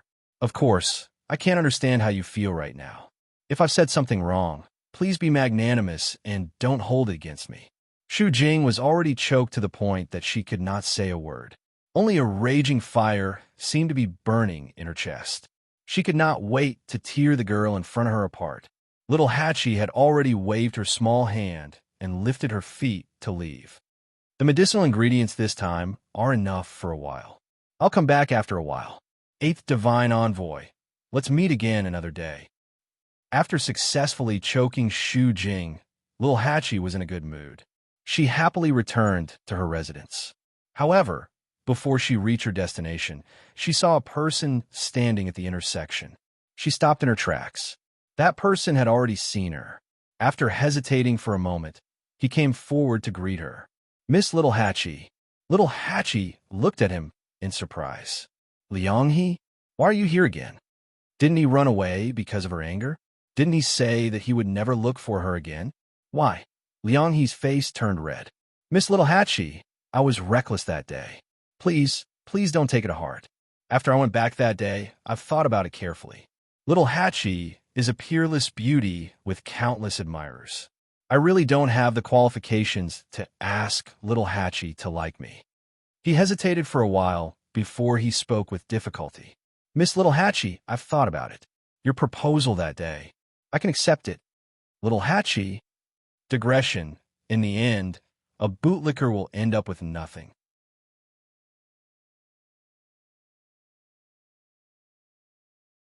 Chapter 2269. Is Lianghe crazy? The corner of Little Hachi's mouth twitched as she took half a step back. This isn't too good, right? Lianghe hurriedly said, Lady Little Hachi, I remember you said that the person you like isn't in the Illusion God Palace, right? If he doesn't come then, Lady Little Hachi, can you consider me for a while? Little Hachi took half a step back. You mean, you want this lady to be with you first, and when he comes, you can leave? Lianghe's face was extremely embarrassed, but he still nodded. When he heard Little Eight's words that day, he was indeed extremely angry in his heart. That was why he left angrily after saying those harsh words. But these days, Little Hachi's figure kept appearing in his mind.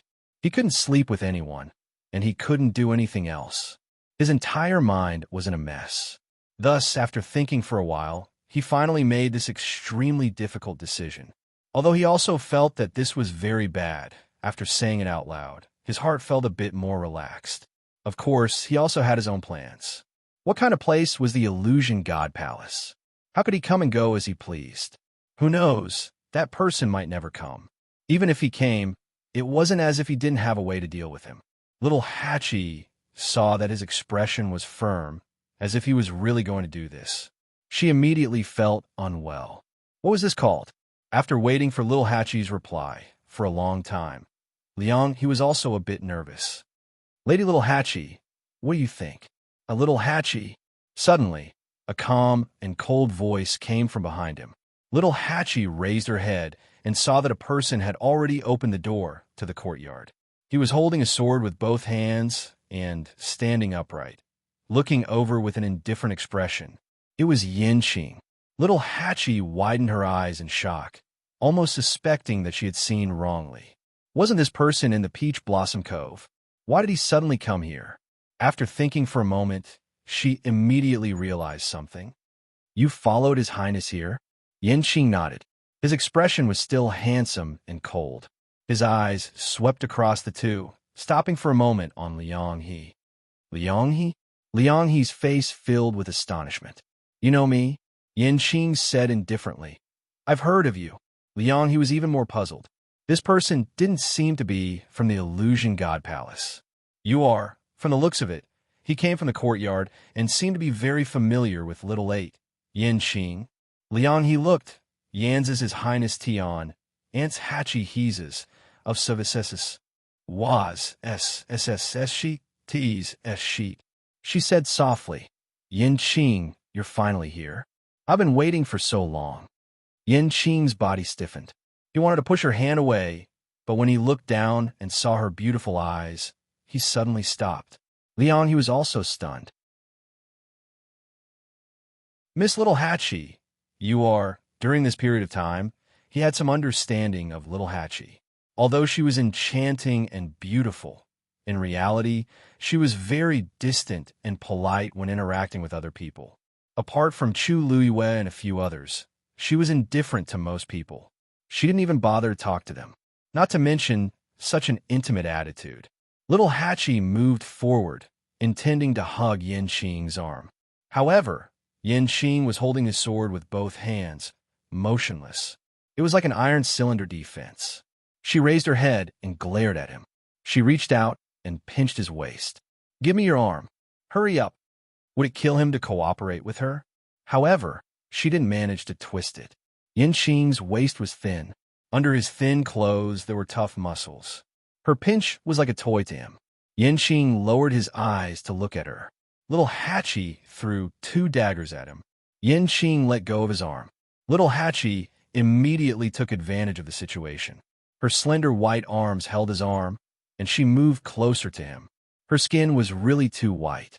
Under the sunlight, it glowed with a clear and lustrous light. It was as if a slight force would leave a mark on it. Yin Qing calmly looked away. Little Hachi had already turned around to look at Liang He. "Now, is it clear enough?" Liang He's face turned pale. He didn't expect that in the blink of an eye, she would come after he had just gritted his teeth and made such a difficult decision. He paused for a moment before asking, Is this the person you said you liked before?" Yin Qing's eyebrows twitched. Then, he heard the woman beside him laugh softly. "Yes." Yin Qing lowered his eyes slightly. "Look, her appearance, figure, and temperament. Which one of them isn't the best?" Little Hachi said as she tapped the back of Yin Qing's hand. "I remember that you've broken through to God before, right?" Yin Qing paused. "Yes." Little Hachi immediately raised her eyebrows and smiled proudly. "Very good." What she wanted was to crush him. "Liang He now, do you still want to compete? If you were me, who would you choose?" Liang He choked and couldn't say anything. It was one thing to hear about it before, and another to see it with his own eyes. If this person hadn't come, he could still convince himself. But now, she saw such a man standing beside her, and she was intimately leaning against him. The two of them were so close that there was no gap between them, just like a perfect couple. If he continued to pester her, he would really become the joke of the entire Illusion God Palace. Liang He gritted his teeth, but his face was pale. If he had known earlier, Liang He, right? Before he could continue, Yin Qing's arm dropped and grabbed Little Hachi's hand. His palm was hot, and Little Hachi immediately shivered and looked back at him in surprise. Yin Qing's expression was as cold as before. He looked at Liang He and said lightly, "Since she has already rejected you, please respect yourself. From today onwards, you're not allowed to be within 10 steps of her. Otherwise, you don't want to know how fast my sword is." The last sentence was cold and heavy, and it was a naked threat. Liang He's face turned red, and he was extremely embarrassed. But he was a celestial doctor. Unless he couldn't take it anymore, he wouldn't fight with a venerable god expert. Yin Qing was too lazy to care about his reply. He pulled Little Hachi and turned around. "Little Hachi, let's go." Little 8 blinked. Seeing Liang He's defeated expression, and knowing that he wasn't going to chase after them, Little 8 happily followed him. The courtyard's door was quickly closed. Liang He stood there for a while. Feeling extremely embarrassed, he finally left in a hurry. Little 8 turned his head to take a look and saw that he had already fled. Instantly, he narrowed his eyes in satisfaction and smiled. To deal with this kind of person, she had to use ruthless moves. Although she was shocked when he agreed to her suggestion, after thinking about it carefully, she felt that something was wrong. Liang He was the youngest supreme doctor in the Illusion God Palace. How could he really do this? As soon as Yin Qing appeared, he was forced to retreat. She turned around. "Lord Yin Qing, many thanks. I couldn't tell that you were quite sensible." Yin Qing let go of her hand. His fingertips seemed to still have that delicate and smooth touch, as well as a faint wisp of her fragrance. He said softly, "It's nothing. Don't mention it."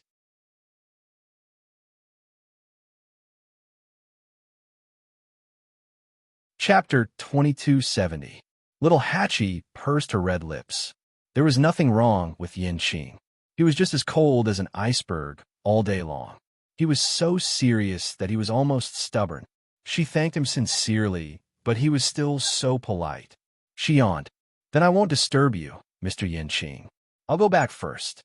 She had just taken a step when Yin Qing called her again. "Miss Little Hachi." Little Hachi paused and looked back at him. Her beautiful eyes narrowed slightly. What did you call me just now? Yanqing was stunned. Miss Little Hachi, that's not right. You just call me Little 8. Little Hachi walked forward and came to Yanqing. She tilted her head and looked at him. Why did you call me Little Hachi now? You sound so unfamiliar. She thought they were already familiar with each other. Yanqing paused for a moment. There was a reason just now. Little Hachi stared at him for a while and snorted. Forget it. Call me whatever you want. She couldn't teach this person in a short time. After solving a small problem, Little 8's mood was still very good. Moreover, it could be said that he owed Yanqing a favor. Please take care of me in the future, Mr. Yanqing. If something like this happens again, please remember to help me, Mr. Yanqing. Yanqing's expression changed slightly. In the future? This is not appropriate, is it? How could Little 8th not know what he was thinking? His lips curled up. Mr. Yanqing, you're not married, and I'm not married. What's wrong with this?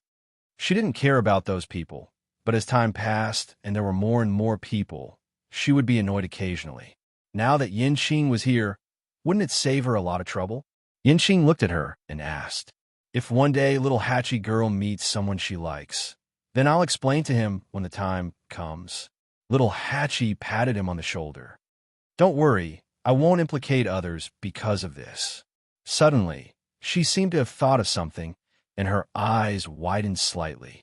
Could it be that Lord Yanqing already has someone he likes?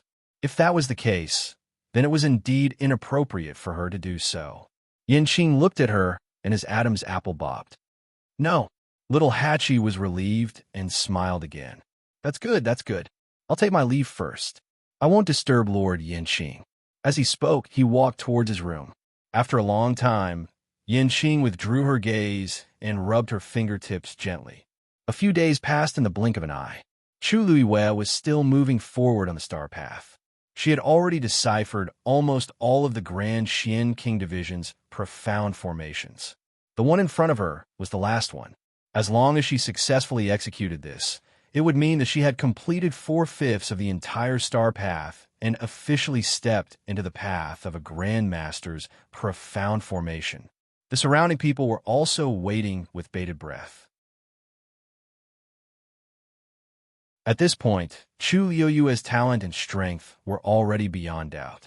Even if she didn't have a bloodline totem, everything she had displayed so far was enough to make people exclaim in admiration. Previously, when she broke Mu Yafeng's record, everyone thought that she was at most a little stronger than Mu Yafeng. But looking at it now, how is it just a little? Chu Luiwei had clearly left Mu Yafeng far behind. Bang! A silver stream of light flew up. A profound formation instantly condensed above Chu Liuyue's head. She raised her head slightly and took a look. Then, she let out a long breath. Actually, her mental energy and strength were also greatly exhausted at this time.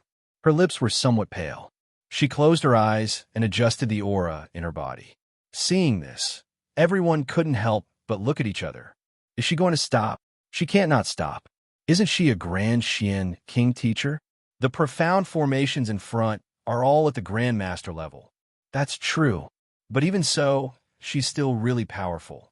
This speed, if it were me, I really wouldn't dare to think about it. If she also had a bloodline totem, what would Mu Yafeng do? I reckon that the 7th divine emissary would also treat her differently. What a pity.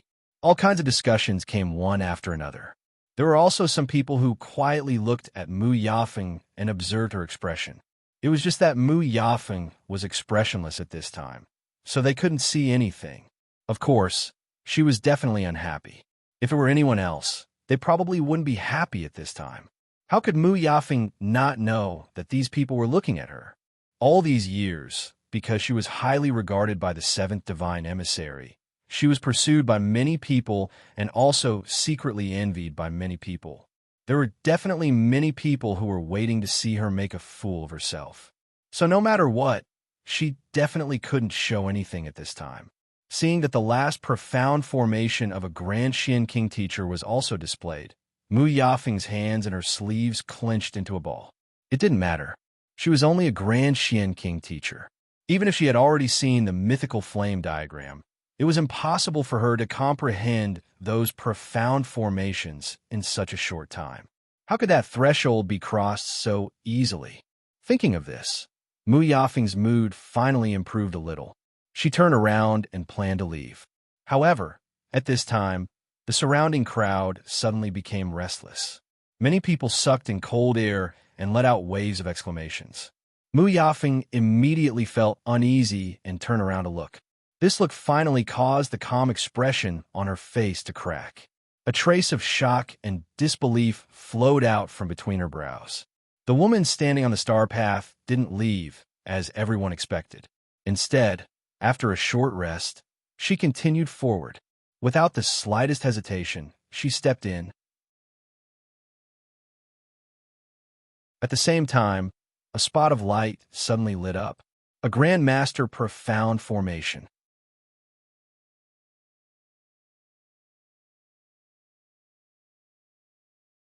Chapter 2271. Without any hesitation, she stepped into the path of the great Grandmaster Xian formation. Countless streams of light flew out from her hands and quickly intertwined with each other to draw an extremely complicated Xian formation. Many people were dazzled just by looking at it. However, from the beginning to the end, Chu Yue's movements did not have the slightest hesitation or pause. Every ray of light seemed to have its own consciousness as they landed where they were supposed to be. After a while, the outline of a Xian formation appeared in front of her.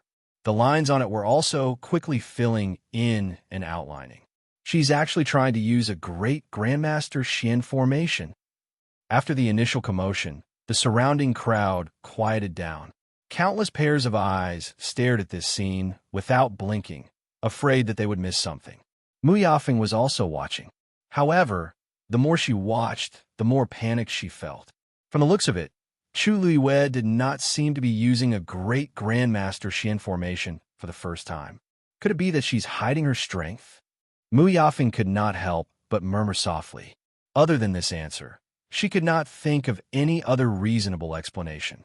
However, Chu Yue was a god and had just broken through to Supreme Doctor. How could she still be a great Grandmaster? Even if the illusory God Palace gathered all the top geniuses in the world, there had never been such a heaven-defying person. Illusory God Palace. When Chu Yue stepped forward and began to try to use a great Grandmaster Xian formation, Jin Yanlai knew about it. He stood with his hands behind his back and stared in the direction of the star path.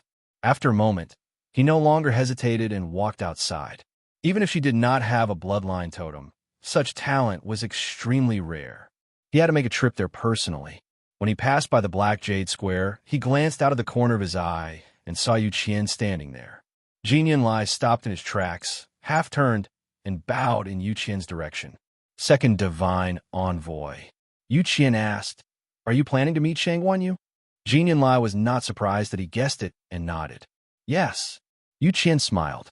"I heard that he's not even 20 years old yet. To be able to perform so well, it's indeed rare." Jin Yanlai looked at him strangely. Yu Qian's standards were actually very high. There weren't many people in the entire illusory God Palace that could receive such praise from him. "Just go ahead. After she finishes walking the Star Road, bring her to Foaming Mountain and say that I want to see her." Jin Yanlai was shocked. "Foaming Mountain?" Yu Qian nodded and laughed. "You probably don't know, but the current young master of the Crimson Gold Sky Phoenix clan is her contracted magical beast."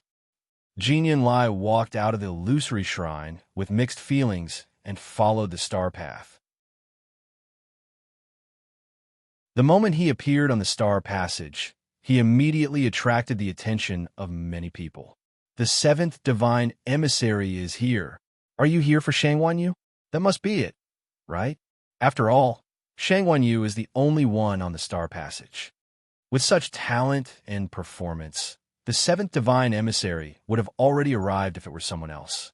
It's just that Shang Wanyu doesn't have a bloodline totem, so it's been delayed until now. Mu Yafeng heard the commotion and immediately looked up. When she saw that it was really Jin Yanlai, she pursed her lips and dug her nails into her palms. Even this person is here. Is Chu Yue really going to make a comeback? Bang! A loud explosion sounded. Mu Yafeng turned around in realization and saw a silver profound formation that was much bigger than the one before. It was also much brighter and more dazzling than before. It was like a flower blooming in midair. The bright light illuminated the surroundings, and it also added a layer of faint light to Chu Luiyue, who was standing below. Everyone was silent. The Grandmaster Xian formation was completed. This also meant that Chu Luiyue had officially broken through to the Grandmaster Xian formation. Mu Yafeng's face turned pale, and she almost couldn't stand straight. She had suffered too many blows during this period of time. Moreover, they all came from the same person. Every time she thought that she had guessed Chu Luiyue's true cultivation level, the other party would display even more shocking abilities. Looking at the great Grandmaster Xian formation that had been successfully unleashed, there was a moment where she was completely stunned. She wasn't the only one. Most of the onlookers felt the same way, including Jinyan Lai. He couldn't help but frown as he looked at the woman in a red dress with her hair flying in the wind. You deliberately concealed your strength before this? Chu Luiyue looked up. The Xian formation was displayed perfectly, and it was a good start. Only when she heard Jin Yunlai's voice did she retract her gaze, and the corners of her lips raised into a brilliant arc. No, why would the seventh divine emissary say that? Jin Yunlai didn't believe her. If you weren't a grandmaster, how could you have comprehended this Xian formation in such a short time? Even a grandmaster would need at least a month to do so. She hadn't even been in the illusory god palace for that long. Chu Luiyue smiled lightly. Seventh divine emissary, I believe you can tell if I'm hiding my strength or not. As for how I did it in such a short time, the reason is simple. I'm very talented. Jin Yunlai, everyone, no one could refute this answer. Looking at Chu Luiyue's magnanimous and relaxed appearance, Jin Yunlai's heart wavered. Could it be that I really underestimated her before? When she walked the star path last time, I did pay attention. She was indeed a Grandmaster Xian. Did she really break through recently? But this was too. Jin Yunlai frowned. He suddenly understood why the Precious Treasures Pavilion had chosen her.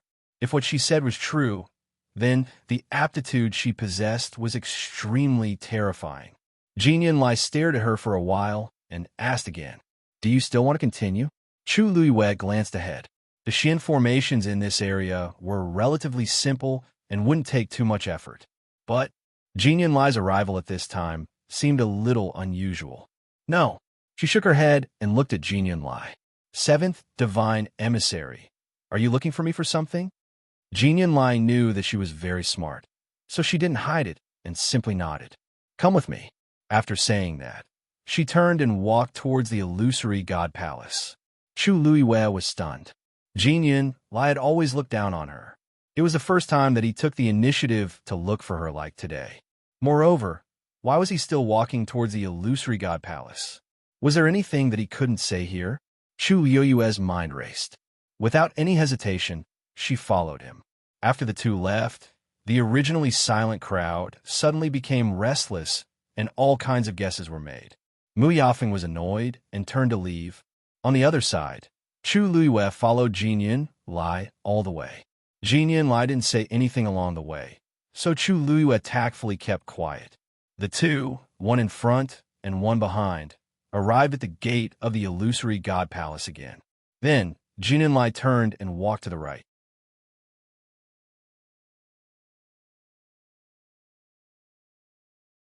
Chapter 2272. Chu Luiyue's heart skipped a beat. This was the end of the star path, and further ahead was the magnificent and sacred palace of the illusory god.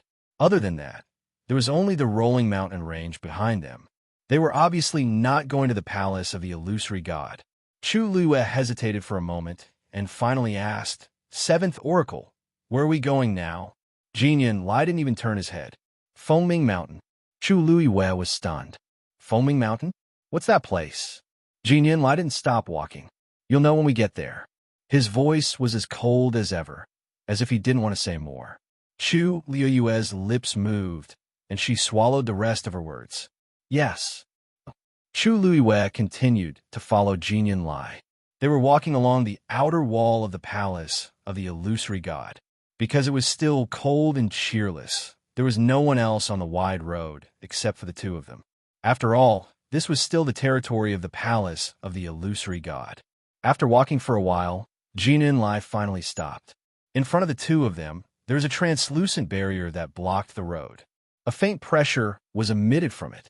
Even though Chu Luiwei was already a venerable god expert, she still felt a sense of suffocation in her chest. She frowned slightly and quietly became alert. This time, the second oracle wants to see you. You should think about what to say later. Jin Lai finally turned around to look at her and said indifferently. Chu Luiwei was stunned. The second oracle?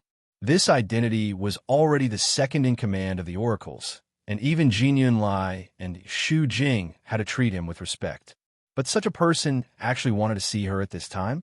In an instant, countless guesses flashed through Chu Luiwei's mind, but her face was as calm as ever. Thank you for your guidance, seventh oracle. Jin Lai nodded when she saw that she was neither servile nor overbearing. Other than his bloodline totem, Chu Luiwei's performance in other aspects was flawless. He raised his chin. Go in. Chu Luiwei felt a little strange. The seventh oracle is not coming with us? Jin Lai narrowed her eyes. This is Phoenix Cry Mountain, adjacent to the Illusory God Palace, and also one of the forbidden areas of the entire Illusory God Palace. Ordinary people were not allowed to enter. He couldn't do it either. Chu Luiwei revealed a look of understanding, but secretly snorted in his heart.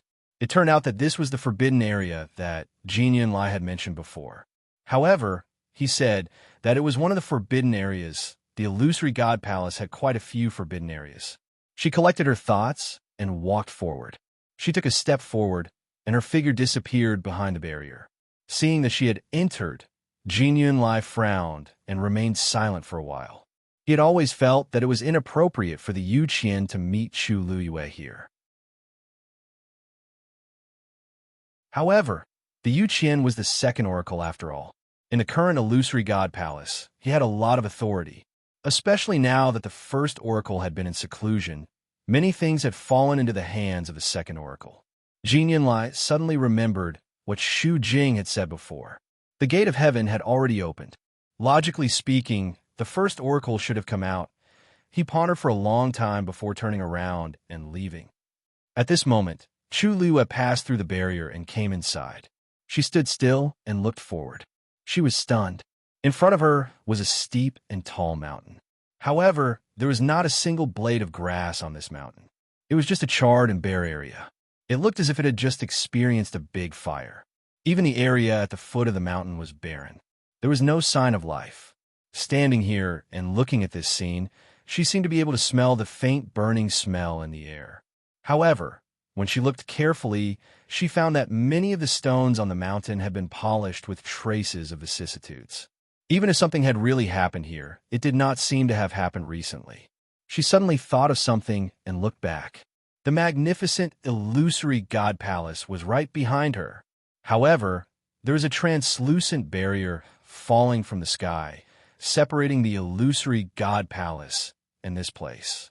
It was as if they were two different worlds. In an instant, she understood something. This so-called Fengming Mountain was actually the back mountain of the Illusory God Palace. The rumors that she had heard before suddenly appeared in her mind. That's right. Xiao Ran once said that tens of thousands of years ago, the Illusory God Palace had experienced a big fire that almost burned half of the palace. The current Illusory God Palace took 1,000 years to repair with great difficulty. It was also at that time that the Crimson Gold Celestial Phoenix, the guardian beast of the palace, defected from the Illusory God Palace. Since then, it implicated the entire clan and became sinners. Could it be that this Fengming Mountain was also... It seems that you're quite interested in the Illusory God Palace. A gentle and young voice suddenly came. Chu Luiwei looked back vigilantly and saw a person coming from the scorched Fengming Mountain. His speed was very fast. In a few breaths, he arrived in front of Chu Luiwei. When he arrived, there was not even the slightest fluctuation of energy around him. Chu Liyue's heart trembled. This person's strength was definitely above the god realm. She quickly sized up the man in front of her.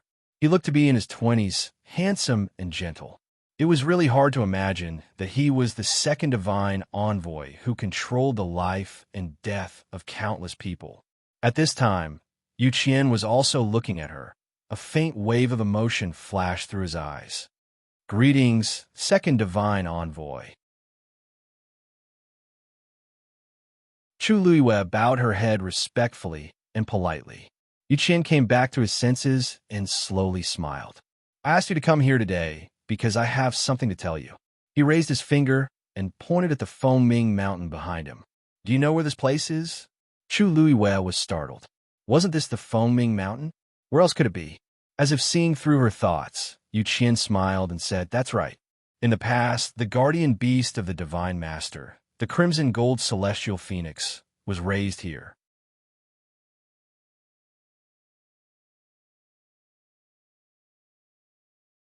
Chapter 2273.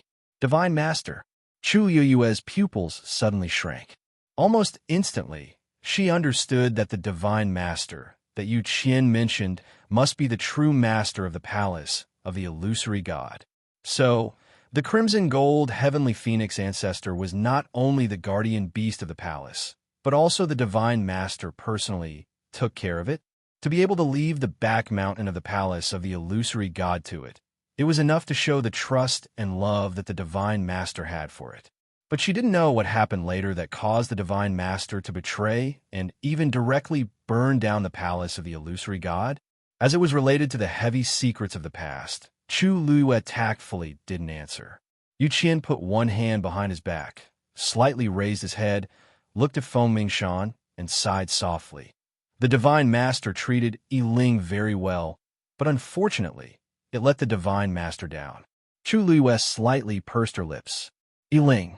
This should be the name of the crimson gold heavenly phoenix ancestor. Hearing Yu Qian's words, it seemed that everything was as the rumors said back then. But who knew what the truth was? Yu Qian chuckled when he saw that she had remained silent. You don't have to be nervous. I didn't mean anything by saying this. I just felt emotional when I saw you. Chu Liyue's heart skipped a beat. Me? What was so good about her that made him feel emotional? She wasn't naive enough to think that Yu Qian, the second divine envoy of the palace of the illusory god, was really just emotional when he mentioned the past in front of her. Such a person's scheming methods were top-notch. Even if it was a sigh, a look, it was usually full of deep meaning. If it wasn't for another purpose, he wouldn't have let her come, let alone mention these things to someone like her who didn't even have a bloodline totem. Yu Qian nodded and said, Yes. Didn't you contract with the young master of the Crimson Gold Sky Phoenix clan? His expression and eyes were clearly very gentle, as if he was chatting casually with a close friend. However, Chu Liyue clearly sensed an extremely dangerous icy aura, which instantly enveloped her. Her entire body tensed up. She looked up and fixed her gaze on Yu Qian. She felt a chill run down her spine. At this moment, even the air seemed to freeze. After a while, Chu Liyue gently nodded. Yes, I contracted a crimson gold heavenly phoenix, and it has been with me for many years. Why did the second messenger suddenly ask about this? Yu Qian revealed a satisfied expression. He always liked to deal with honest people. He laughed. That's no ordinary crimson gold heavenly phoenix. You have to know that in the past 10,000 years, the entire Crimson Gold Sky Phoenix clan has only produced two people with the purest bloodline. One is Yi Ling, and the other is the one you contracted. Chu Liyue's heart skipped a beat. Actually, I invited you here today to tell you something. I hope you can break the contract with that Crimson Gold Heavenly Phoenix. Yu Qian's tone was very calm, as if he was talking about a trivial matter. Chu Liyue noticed that he didn't have any intention of compromising in his words.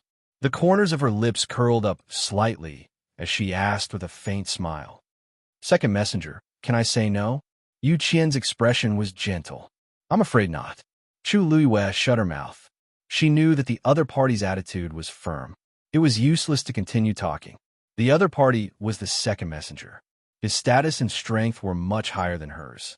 She didn't seem to have any conditions to negotiate with the other party. After a long while, Chu Luiyue asked, "Second messenger, what if I don't agree?" Yu Qian said, "That's a pity. I heard that Taizu of yours has a chance of breaking through to become a refining saint, and those subordinates are also quite talented. By the way, it seems that you brought your husband with you this time?" Chu Luiyue's eyes turned completely cold. "Master, the seventh messenger has asked the princess to leave." Yanqing walked into the room and saw Rong Xiao sitting by the window. There was a chess set in front of him. He was holding a black chess piece between his slender fingers. He seemed to be hesitating where to put it. When he heard Yanqing's words, he didn't even raise his head. He only said, "Yes." Yanqing frowned slightly. After a moment of hesitation, she said, "I'm afraid that the second messenger is the one who wants to see the princess." "I know." Rong Xiao raised his eyebrows as he spoke. Then he raised his head and looked out of the window. He has always been calm. It's rare for him to lose his composure. It seems that the situation is not good. Yanqing was even more worried. "Master, with his character, once he is forced into a corner, I'm afraid that he will do anything. When that time comes, the princess will be in even more danger. Of course he will be anxious. The gate of heaven has been open for nearly 2 months. There is not much time left for him." Rongxiu said lightly. The black chess piece was placed, instantly killing the white chess piece's last chance of survival. If he wants to hit the wall, let him go. There is no need to stop him. Yanqing was shocked. Then she suddenly realized something and nodded slightly. "Yes." Foaming Mountain. Hearing Chu Yueyue's answer, Yu Qian was not angry. Instead, he smiled slightly. After all, it is an ancient divine beast with a pure bloodline. It is normal that you are not willing to part with it. If it were me, I would not make this decision easily. How about this? I will use a condition to make an exchange with you. What do you want? Just say it. If it were others, they would probably think that Yu Qian was easy to talk to. But Chu Luiyue did not think so. This made her even more vigilant.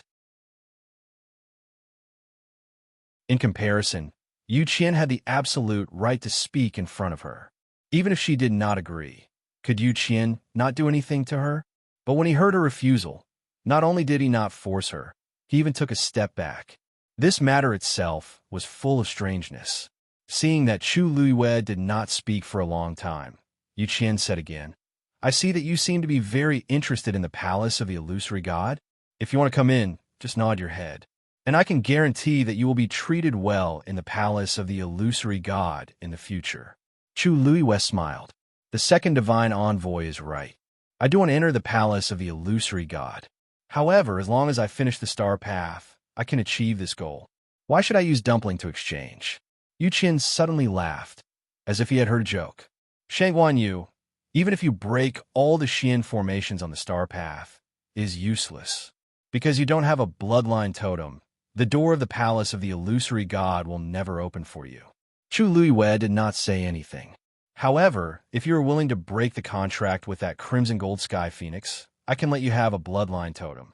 In this way, you can enter the palace of the illusory god and even become a god in the future." "Why not?" Chu Luiyue was shocked. Yu Qian's words meant, "I heard that Mu Yafeng offended you before. Her bloodline power is not bad.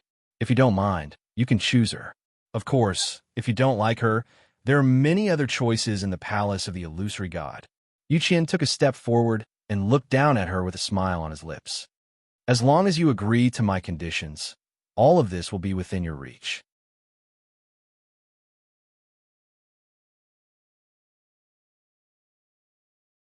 Chapter 2275. If it was anyone else who spoke to Yu Qian like this, they might have already been beheaded. But Dumpling was different. Yu Qian wasn't angry when he heard this. Instead, he was curious. He sized up Dumpling for a while, and his eyes were filled with unconcealable admiration. She's not even an adult yet, but she can already take human form.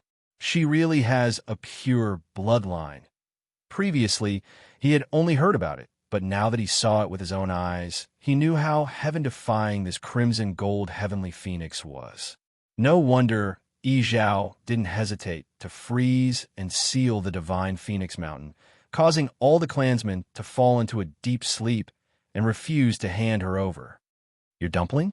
The impatience and frustration in Yu Qian's heart dissipated. His voice was even gentler and more polite than when he was talking to Chu Luiyue. Dumpling hugged Chu Luiyue's neck tightly and was extremely vigilant. You're not allowed to call my name. Chu Luiyue patted her back lightly and wiped away the tears hanging at the corner of her eyes as she coaxed her. Dumpling, don't cry. You won't abandon you. Dumpling pursed her lips as if she was about to cry again, but she held it in and nodded vigorously. Yes, I want to be with Ayu. Looking at the scene in front of him, Yu Qian frowned slightly. According to his previous plan, after letting Chu Luiyue and Dumpling break the contract, he would completely cut off all contact between the two. But now, it seemed that he was facing a lot of pressure. Chu Luiyue was fine, but the key was Dumpling. She was still young and only had Chu Luiyue in her eyes. If he forcefully snatched her away, he was afraid that she would really do something ruthless. Absolutely not. A crimson gold heavenly phoenix with a pure bloodline was extremely rare. He had waited for so many years for this one. No matter what, there couldn't be any problems. After hesitating for a long time, he finally said, "Since you guys are so insistent, then we'll each take a step back. From now on, you can come here once a month." "Second messenger," I said at any time. Chu Luiyue emphasized. Yu Qian paused. "Half a month." Chu Luiyue smiled. "Second divine envoy, you are so insincere. It is very difficult for me to agree to your request." Yu Qian gritted his teeth. It was rare for him to lose control like this, but the woman in front of him was really... The two sides were in a deadlock for a long time. Finally, Yu Qian said, "Good, I promise you." In any case, Fengming Mountain was surrounded by a barrier, and there weren't many people here. If she wanted to come, she could just come. What could she possibly do? However, I have to warn you in advance. Phoenix Cry Mountain was a holy land for cultivation for crimson gold heavenly phoenixes. However, this was not the case for the human race. If you insist on coming, I won't stop you as long as you can handle it," Yu Qian said in a deep voice. The corner of Chu Luiyue's lips curled up. "You don't have to worry about that." Yu Qian looked at her deeply. However, she had already looked at Dumpling in her arms and comforted her softly. "Dumpling, don't be afraid. Just treat it as a change of place to cultivate. In any case, I will often come over to accompany you." Bean-sized crystal tears rolled down from Dumpling's eyes again. Her small body was sobbing, but she didn't say anything else. She only nodded her head while choking with sobs. All right, she knew that this was the best choice for the current situation. Chu Luiyue kissed the space between her eyebrows with heartache. "Dumpling, be good." Seeing this, the Yu Qian didn't say anything else. With a wave of his sleeve, a palm-sized white jade token flew out. "This is my token. If you want to come to Fengming Mountain in the future, you can use this." Chu Luiyue caught the white jade token. "Thank you, second messenger." "No need." Yu Qian raised his chin. "Now, you can cancel the contract." Hearing this, Dumpling instantly hugged Chu Luiyue even tighter. Chu Luiyue coaxed her for a while more before Dumpling reluctantly let go and stood in front of her. The two of them faced each other. Chu Luiyue looked deeply at Dumpling, then closed his eyes. She gently raised her hand, and a scarlet gold light suddenly flew out from her palm, heading straight for Dumpling. Dumpling's small shoulders trembled, and she also stretched out her hand with red eyes. The same ray of light flew out from her hand. The two rays of light converged and connected in midair, and the pressure was faintly discernible. Yu Qian watched from his side, his eyes moving slightly. The aura of the purest bloodline was indeed different. Even Yi Zhao, who had opened his seventh meridian, could not be compared to it. Although he had been checkmated by Chu Luiyue, it was all worth it. Bang! A faint shattering sound was heard. The two rays of light that were connected to each other were also annihilated. Yu Qian's heart settled. In this way, The contract between Chu Luiwei and Dumpling was completely canceled. He lifted his leg and walked forward. Dumpling, follow me. As he spoke, he had already reached out his hand. However, at this moment, his expression suddenly froze. A rune gradually flashed between Dumpling's brows. Immediately after, a familiar aura came from her body. When he saw this, Yu Qian's brows furrowed tightly. He quickly turned around and looked at Chu Luiwei. His gaze was cold and sharp like a knife. When it landed on a person's body, it was almost bone-piercing. Chu Luiwei's heart skipped a beat, and he immediately looked up. Their gazes met, and in an instant, sparks seemed to fly in all directions. Yu Qian's gaze was solid, and it carried a powerful pressure that crushed over. He asked word by word, "Shangguan Yu, is your contract really canceled?" Chu Luiwei's heart instantly tightened. Digression, 6 p.m.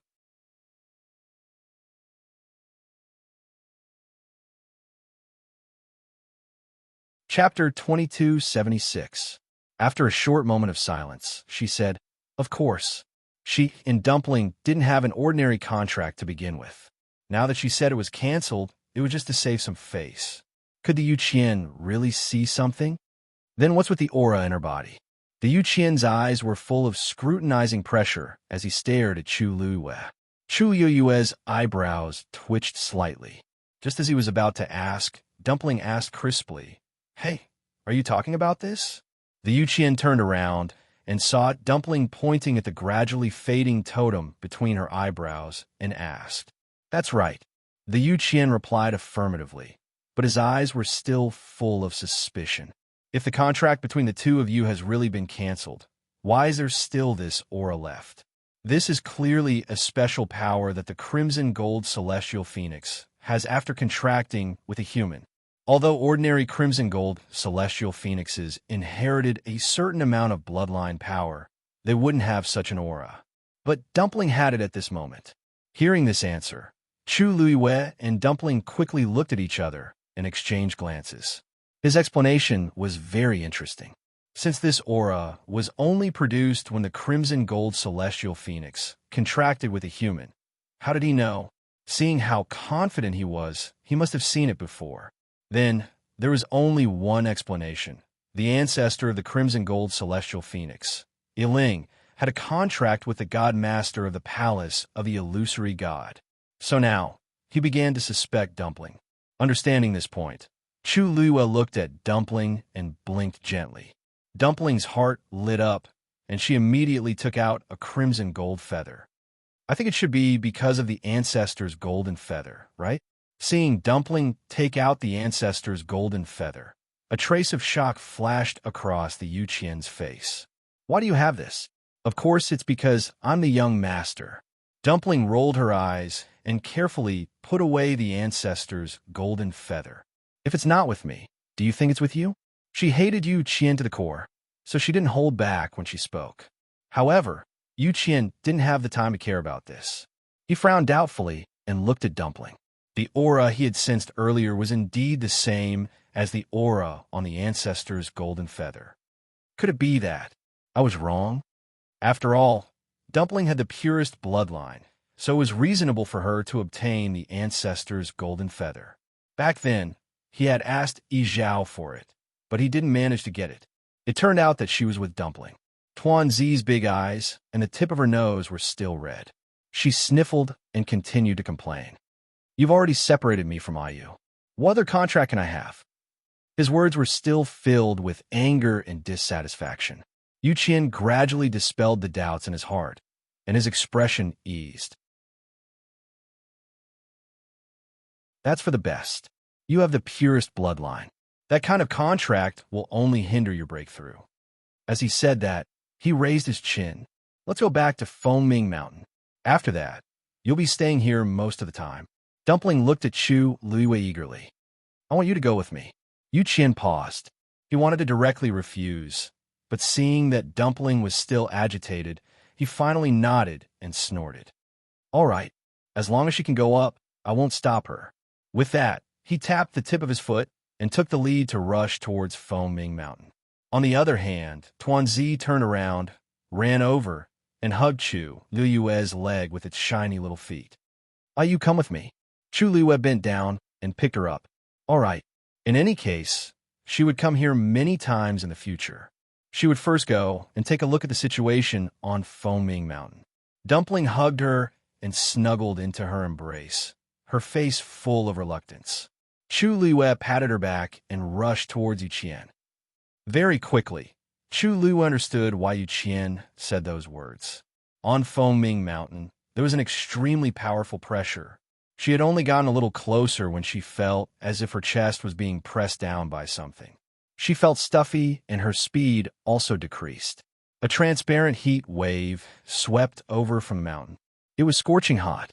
Chu Liyue's forehead was quickly covered in sweat. His back was also quickly drenched in sweat, and then quickly evaporated. Yuqian turned around to look. Seeing her reaction, he sneered in his heart. The fire that year on Foaming Mountain had directly burned down the entire back mountain. Even though so many years had passed, every inch of land and every piece of rock still retained traces of what had happened back then.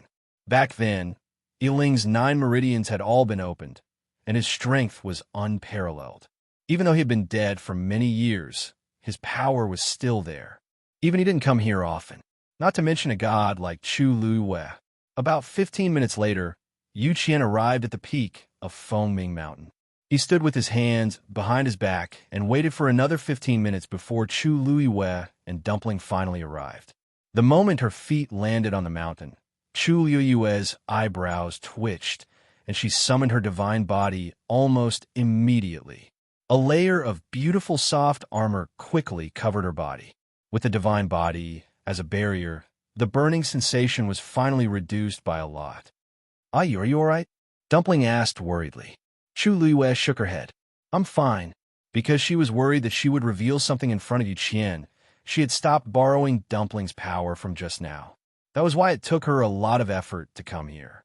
However, as long as she could hide it from Yuqian, it was all worth it. Dumpling jumped down from her arms. She was barefooted, and her small, white feet stepped on the scorched mountain rocks. Not only did she not look like she was in pain, but she even widened her eyes slightly as she tugged at the corner of Chu Liyue's shirt and muttered, I'm sorry. It's so comfortable here. Chu Liyue felt relieved. It was fine as long as Dumpling was fine. Yuqian chuckled at the side. The rocks on the back mountain were specially gathered by the Divine Master for Yiling back then. Not only can they nourish his body, but they can also increase his cultivation speed. Naturally, other places can't compare to them. If it were an ordinary crimson gold heavenly phoenix, they wouldn't be able to withstand it here. However, Dumpling has the purest bloodline, so she won't have this problem. This was why he had to choose this place to meet Chu Liyue. Foaming Mountain was originally prepared for Dumpling. Hearing his words, Dumpling curled her lips. No matter how good the place is, it has already been burned down. What's there to cherish? She still liked to be with Ayu. Yizhao knew that she was extremely dependent on Chu Liyue and couldn't change it in a short time, so he didn't pay much attention to it. In any case, Chu Liyue wouldn't come often in the future. As time passed, the relationship between Dumpling and her would naturally fade. Dumpling, you can cultivate here in the future. Yuqian's lips curled up. With your talent, it won't be long before you open your 7th meridian. In the future, it won't even be a problem for you to open your 9th meridian.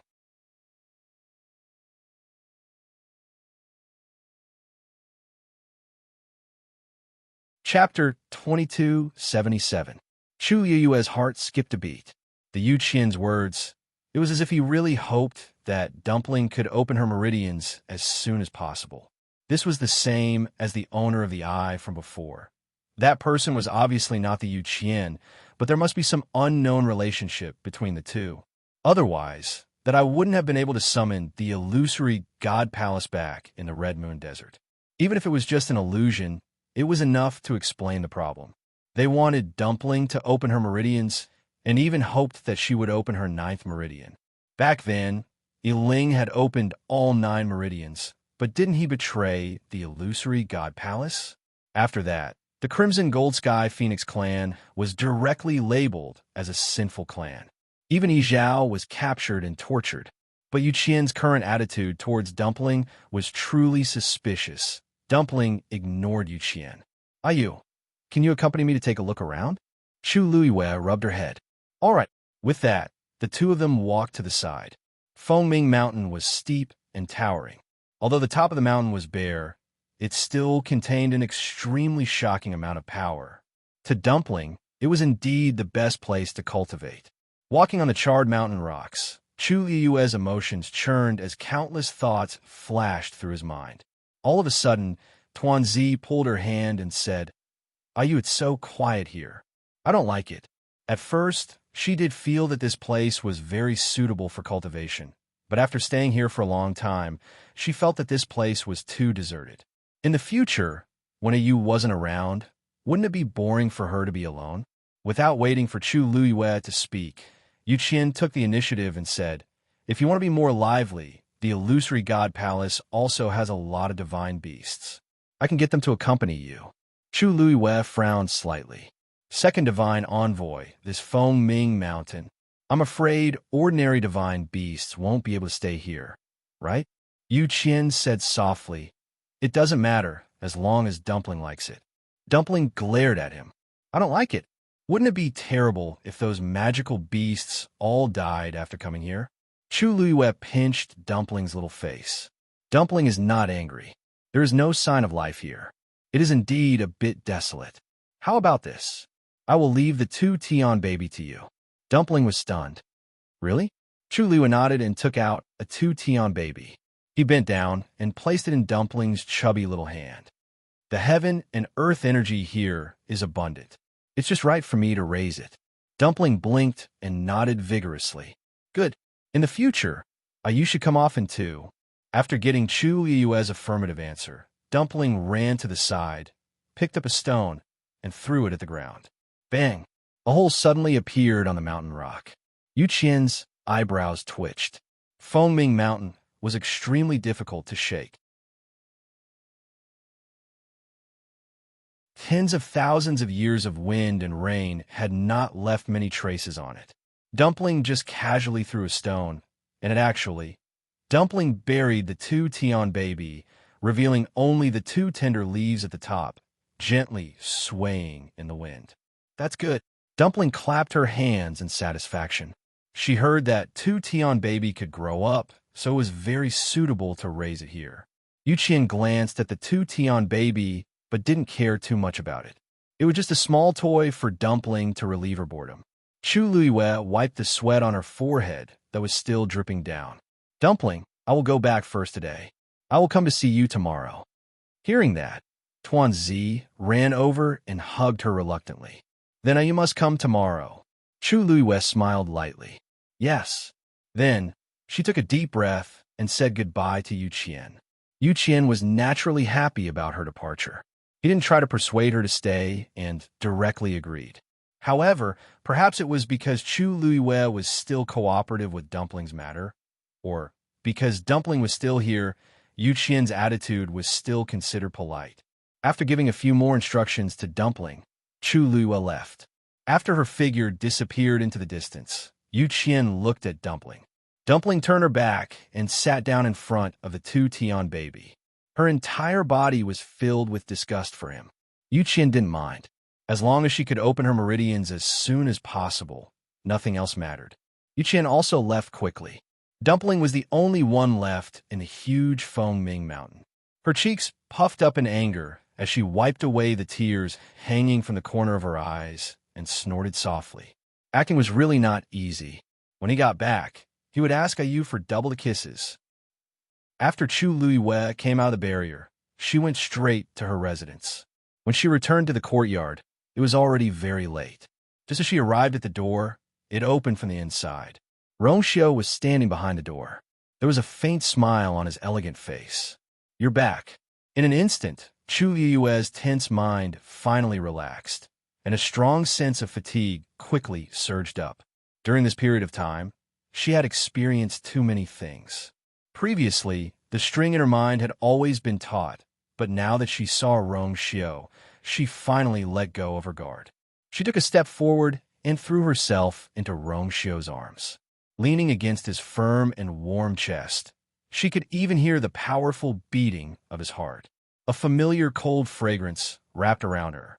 She took a deep breath and hugged his lean waist tightly with both arms. She leaned her head against his chest and rubbed against it. Rongshio's heart instantly softened. He wrapped his arms around her shoulders and pulled her into his embrace. Rongshio, Rongshio, she muttered softly. In an instant, a cold light flashed across his eyes as he asked softly, "Who bullied my Yua?"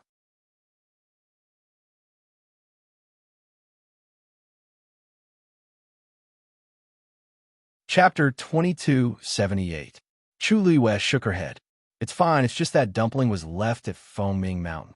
Even though she had used all sorts of methods to deceive Yu Qian, she still worried about dumpling when she thought about how she would be alone for a long time. Rongshio kissed her forehead. Let's talk inside. On the other side, Jin Lai returned to the illusory God Palace after sending Chu Luiyue to Fengming Mountain. When he passed by the Black Jade Square, his footsteps paused. Two people were standing not far from the square, whispering something. He knew the man on the left, Kong Qinglin. He was the only refining saint that had appeared in the illusory God Palace in recent years. He had just broken through and entered the illusory God Palace not long ago. It wasn't strange that he would appear here. But the woman next to him, she was wearing a long dress with an exquisite forehead band. Her black hair fell to her ankles. She had a slender figure and a gentle face. Jin Lai didn't have any impression of her. There was no such person in the illusory God Palace. So, if I want to become a refining saint, I have to fight for a ray of holy light from here? She asked softly. She was gentle and gentle, making people feel like they were bathed in a spring breeze. Kong Qinglin nodded. That's right. This piece of primal chaos holy jade has appeared here tens of thousands of years ago. It can be considered the most precious treasure of the illusory God Palace. It contains thousands of holy lights and has boundless power. As long as you can successfully summon a ray of holy light, you can successfully refine a saint artifact. As he spoke, he looked at Suli curiously. Speaking of which, I haven't asked yet. You said that you just came up from the Divine Ruins world, but when you came, you were already a refining saint. What's going on? The holy light in it won't leave the illusory God Palace. In other words, it was impossible for a refining saint to appear in the Divine Ruins world below. Hearing Kong Qinglin's words, Jin Lai immediately understood. It turned out that this was the refining saint that Chu Luiyue wanted to invite. He leaned to the side and listened attentively. In fact, he also wanted to know what was going on. Suli smiled faintly and explained, Actually, I didn't break through just now. About 10,000 years ago, I was refining a weapon when a strange phenomenon occurred in the sky. A shield flew down. I don't know how, but I managed to successfully forge a saint artifact. Shield. Kong Qinglin was stunned. Yes, it's... Suli raised her hand and pointed forward. Its shape seems to be similar to the missing piece in the middle. Kong Qinglin immediately understood. I see, Suli sighed softly. Unfortunately, the power contained in the shield was too shocking. After I finished refining the saint artifact, I also died, leaving behind only a remnant of my soul. It wasn't easy for me to revive. Only when I came here did I realize that the shield actually flew out from the illusory God Palace. The corners of her lips curved slightly as she spoke softly. I don't know how this happened. Kong Qinglin's lips moved as if he wanted to say something. 10,000 years ago, it was probably because of that riot. But this matter was forbidden in the illusory God Palace, so he naturally couldn't say it. Suli glanced at him, her eyes flashing slightly as she smiled and said, Right, I heard that there hasn't been a refining saint in the illusory God Palace for many years. It's really amazing that you were able to succeed. Hearing this, Kong Qinglin stroked his beard and laughed. Not at all. Compared to you, Suli, I'm still a bit lacking. Although he said that, it was clear that Kong Qinglin acknowledged and was proud of this matter. Of course, he had the qualifications to do so. Suli asked curiously. Actually, I don't understand. Logically speaking, in a place like the illusory god palace where geniuses and experts gather, there should be many who can break through to the refining saint realm. Why is it that you're the only one in all these years? Kong Qinglin subconsciously said, naturally, it's because of this primal chaos, sacred jade. His voice suddenly stopped. Suli had already guessed something. Because of that missing piece. Kong Qinglin looked at Su Li with some hesitation, then nodded and said in a low voice, everyone in the illusory god palace has a tacit understanding of this matter, and very few people have mentioned it in these years. It's only because you're new and have a connection with that piece of chaos black jade that I'm telling you. But it's better not to mention it in the future. Su Li was about to ask again when she suddenly heard footsteps behind her. The two turned around at the same time. Seeing who it was, Kong Qinglin was startled and quickly bowed. Greetings, seventh divine emissary. Su Li was startled. So the person in front of her was the seventh divine emissary? This name was like a thunderclap reverberating in the ears. She originally thought that she would see him when she came to the heavenly gate, but for some reason, the seventh divine emissary didn't appear that day. Today was the first time she officially met this person. Su Li greets the seventh divine emissary. Countless thoughts flashed through her mind, but Su Li's face was still calm and gentle as usual. Jin Yunlai looked at her coldly. To be able to become a refining saint in the divine ruins world, you do have some ability. However, this is the illusory god palace. If you want to stay here in the future, you'd better be careful with your words and actions. Don't ask what you shouldn't ask, understand? Was this a warning to her not to continue inquiring about what happened in the past? Su Li's mind raced, but her face revealed a bit of nervousness, and she slightly lowered her head. Yes. Kong Qinglin's heart also hung in the air. Of course, he knew that those words couldn't be said carelessly, but seeing that Su Li was really curious, he couldn't hold back and said it. Who knew that the seventh divine emissary was here? He must have heard everything. However, just as Kong Qinglin was nervous and worried, thinking that he was going to be punished, Jin Yunlai didn't say anything more and turned to leave. Hearing the footsteps gradually fade away, Su Li gently sighed and muttered softly, it seems that in this illusory god palace, I really have to be careful everywhere. Kong Qinglin's back was already soaked with sweat. A gentle breeze blew, and a chill went straight to the top of his head. Thank goodness, he wiped the sweat from his forehead with lingering fear. Su Li, don't talk about these things in the future.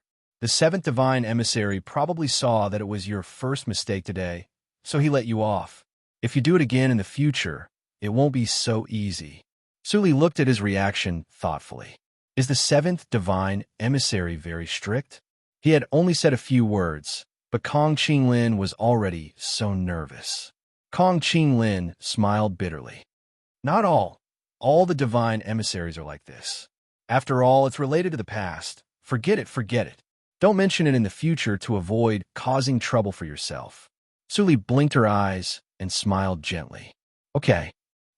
On the other side, Jin Yunlai wanted to go back to his residence directly, but halfway there, he suddenly remembered what happened today.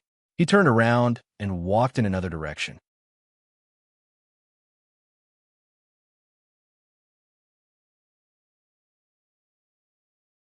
Chapter 2279. He walked forward and finally arrived at the door of a courtyard. The courtyard was quiet, and there was no sound at all. Looking in from the outside, one could see a thick pile of fallen leaves in the courtyard. It was as if no one had lived here for many years, and it was lonely and cold. Jin Yunlai raised his hand and knocked on the door. Knock, knock. First Oracle, Yunlai requests an audience. He spoke loudly. However, after waiting for a while, there was no response from inside. Jin Yunlai frowned slightly and increased the strength of his hand. Knock, knock. First Oracle, I have something important to report to you. Still, there was silence. Jin Yunlai waited for a while, and his eyes flashed with determination. Then, he took a step forward and was about to push the door open and enter. However, at this moment, an extremely powerful aura suddenly came from inside. Jin Yunlai was shocked and immediately retreated without thinking. However, he was fast, but the other party's attack was faster. Bang! He could not dodge in time and was hit in the chest by the force, and he fell heavily to the ground. Puffed! Jin Yunlai's chest shook, and he spat out a mouthful of blood. He clutched his chest and stared at the door in shock. First Oracle, Jin Yunlai, you're too presumptuous. A cold voice came out from inside. It was like a fierce wind and frost that instantly caused Jin Yunlai to freeze on the spot. He forcefully swallowed the strong taste of blood and endured the pain in his body. He quickly got up and bowed respectfully. Yunlai did not mean to offend you. Please forgive me, First Oracle. His heart almost stopped beating at this moment, and the blood in his body instantly froze. The First Oracle's position in the palace of the illusory god was extremely respected. Not to mention the others, even the remaining divine envoys had no choice but to wait obediently. Now, he had tried to barge in, which was a serious crime. After a while, the voice continued to come from inside. Do you know who you were suspecting? Jin Yunlai was shocked and immediately knelt on one knee. Yunlai knows his mistake. Bang! His knee landed heavily on the ground, making people's scalps go numb. This time, it almost made people think that his knees were going to shatter because of this. The courtyard fell into silence once more. Jin Yunlai's heart seemed to be tightly gripped by something, and she didn't dare to breathe. An extreme sense of unease welled up in his heart. He rarely felt this way, but now he was facing the first divine envoy. The reason why he did what he did just now was because he was suspicious of the First Oracle. For so many years, the first divine emissary had never stepped out of the courtyard. Xu Jing and the others had repeatedly requested to see him, but he had never agreed. Until now, even the authority of Fengming Mountain had been completely handed over to the second divine envoy. Jin Yunlai did not understand. Why did the First Oracle give him all his authority? Why did he stay in this small courtyard and refuse to come out? He could not help doubting it. Therefore, the reason why he took the risk earlier was to test the waters. What was certain was that the first divine envoy was indeed inside, and his strength seemed to have improved compared to before. Just now, if he wanted to, Jin Yunlai's life and death would be in his hands. There won't be a next time. After a long time, the voice finally sounded again. Jin Yunlai let out a long sigh of relief. Thank you, first divine envoy. He bowed respectfully and slowly got up. Yunlai will take his leave. There was no response from inside. Jin Yunlai turned around and left. However, just as he took a step, he suddenly paused. After hesitating for a while, he finally turned around and looked at the tightly shut courtyard door. First divine envoy, are you really at ease to entrust Fengming Mountain to the second divine envoy? He invited Shangwan Yu over today. After a pause, he said again, if everything goes smoothly, the young master of the Crimson Gold Sky Phoenix clan will stay in Fengming Mountain from now on. He has his reasons for doing so. The voice was calm, as if he didn't care too much. Since he's in charge of Fengming Mountain now, he can naturally make the decision. If you have any objections, you can directly talk to him. There's no need to come here. But Jin Yunlai wanted to say something but hesitated. But these should be the matters of the first divine envoy. He knew what these things meant, but he didn't seem to have any intention of making a move. Could it be that this was his intention all along? Jin Yunlai couldn't figure it out. No matter what, he couldn't go to the second divine envoy. After so long, he knew very well what kind of person the Yuqian was. He usually seemed gentle, but in reality, he was extremely strong. If anyone dared to oppose his decision, he would definitely be dissatisfied. Only the first divine envoy could restrain him a little, but now the first divine envoy didn't seem to have any intention of interfering. What had the first divine envoy been busy with all these years? If it was in the past, he would definitely not let the Yuqian do as he pleased. But it seemed that the first divine envoy wouldn't see him today. Jin Yunlai clenched his fists and stood there for a long time before finally bowing slightly. Yunlai understands. After saying that, he finally left. After he left, the courtyard once again fell into silence. A wind blew, sweeping up the broken leaves in the courtyard, revealing a murderous aura. Suddenly, something seemed to be moving under the pile of leaves. That voice came again. I know you want to go to Foaming Mountain, but now is not the time.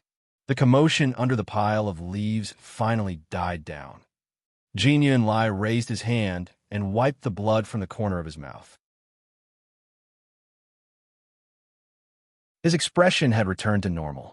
Although what he did just now was dangerous, he didn't regret it. At the very least, it dispelled the doubts in his heart. Although he still didn't know what the first divine envoy was planning, he could finally feel at ease. If he didn't want to see him, then so be it. Thinking of this, his hanging heart could be considered to have settled down. Suddenly, a figure hurriedly walked past him. Jinyan Lai was suddenly stunned. Xu Jing? Shouldn't she be at her mountain at this time? What was she doing in such a hurry? Jinyan Lai looked in her direction and frowned slightly. Sixth Divine Envoy? She arrived in front of a courtyard and pushed open the door with ease. Then, she went straight into the room. As soon as she entered, a faint smell of blood assaulted her nose. She frowned slightly and immediately turned around to close the door. The doors and windows of the room were tightly shut, and it was very dark. Coupled with the smell, it was even more uncomfortable. Although she had been here several times, she was still not used to it. Xu Jing calmed herself down and bowed in the direction of the screen. Sixth Divine Envoy, I'm here. A moment later, a hoarse voice sounded. Put everything down. Yes. Xu Jing responded, took out a jade box, and placed it on the table next to her.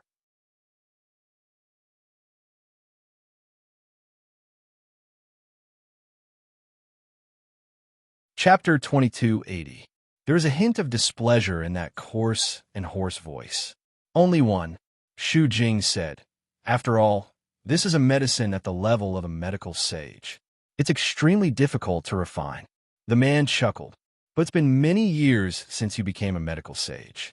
I can only say that your skills haven't improved much over the years. Xu Jing's expression stiffened for a moment, and a cold look flashed across her eyes. No one liked being said such things, let alone Xu Jing. It's extremely difficult to improve after becoming a medical sage. You can't say that. The person who was in charge of the Herb Mountain was much more efficient than you after becoming a medical sage. Xu Jing's expression turned completely cold. Sixth Divine Emissary. If you're not satisfied with me, you can find someone else to help you.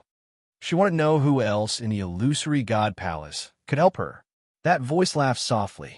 Why are you in such a hurry? Anyway, the Herb Mountain is already yours, and no one will fight with you for it. Then, a black rope flew out from behind the screen and took the jade box away. Xu Jing stood with her hands by her side and said coldly, How do you know? What's more, my authority over the Herb Mountain has been revoked. How can this Herb Mountain be considered mine? I heard about this, and it's indeed a bit sudden. But you can't completely blame others for this. Who told you not to restrain yourself before? If you weren't so anxious, you probably wouldn't have fallen to this state. Xu Jing didn't want to talk about this. Her mood was already bad enough, and she couldn't bear to hear other people's criticism. Sixth Divine Emissary.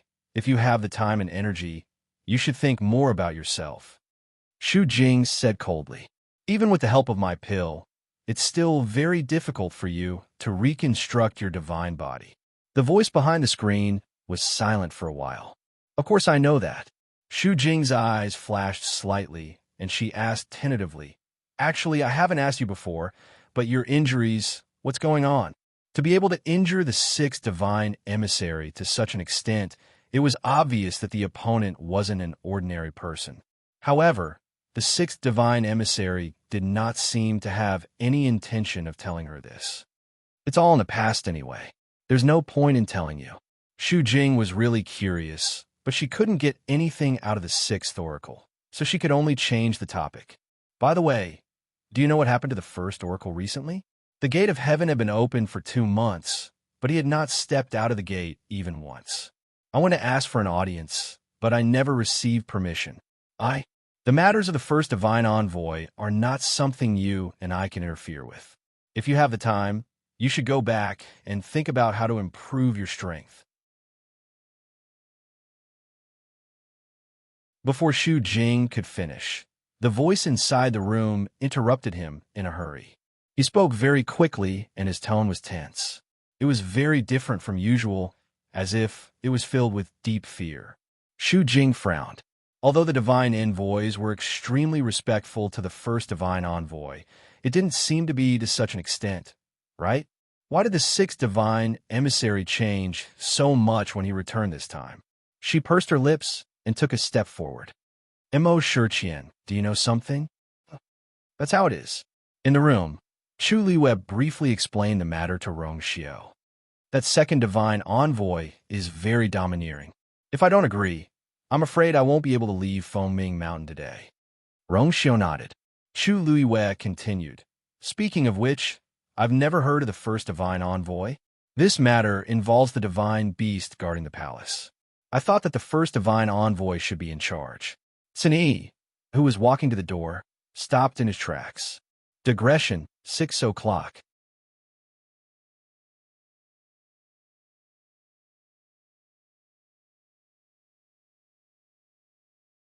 Chapter 2281. However, this pause was only for a moment, and he quickly returned to normal and entered the room. Master, Your Highness. Seeing Sun Yi enter, Chu Liwei nodded slightly. Perhaps the first divine emissary is busy with other things. Rong Xiao said indifferently. The second divine emissary's status is only second to him, so it's not strange for him to be personally in charge of this matter. I'm just curious. Chu Liwei tapped her fingers on the armrest of the chair. They seemed to want Dumpling to open her meridians as soon as possible. Previously in the Red Moon Desert, the owner of that eye clearly had the same thoughts.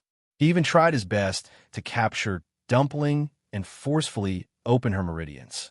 This time, although the second divine emissary, Yu Qian, did not use such cruel methods, from a certain perspective, he still coerced her and Dumpling.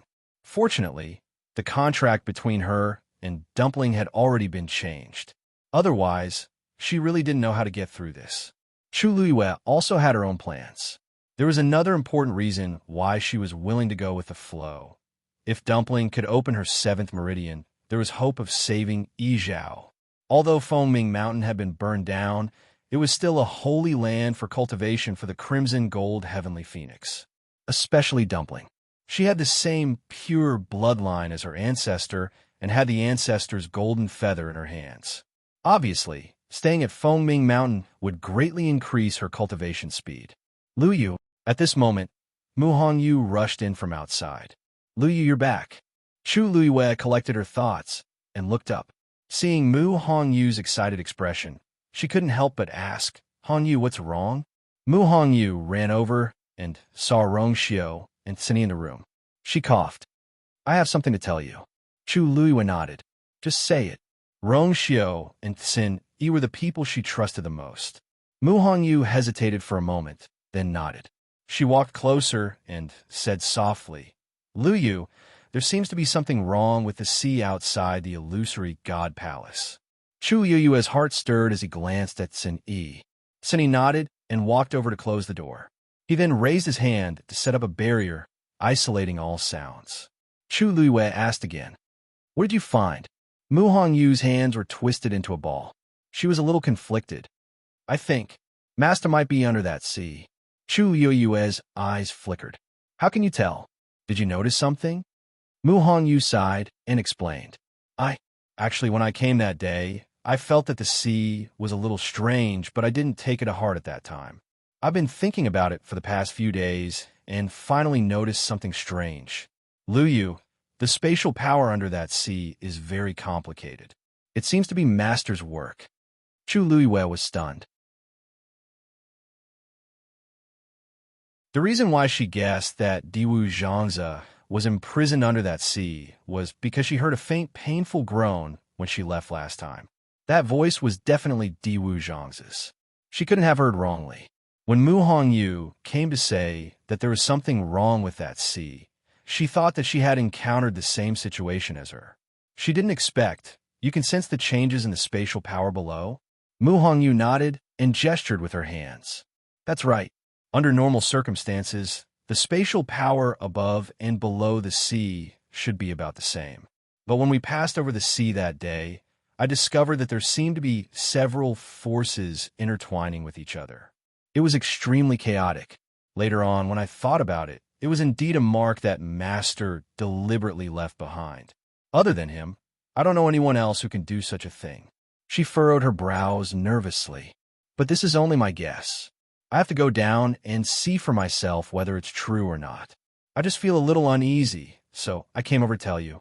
There's no need to guess. It should be true. Chu Luiwei softly interrupted her. Then, she briefly recounted what happened earlier.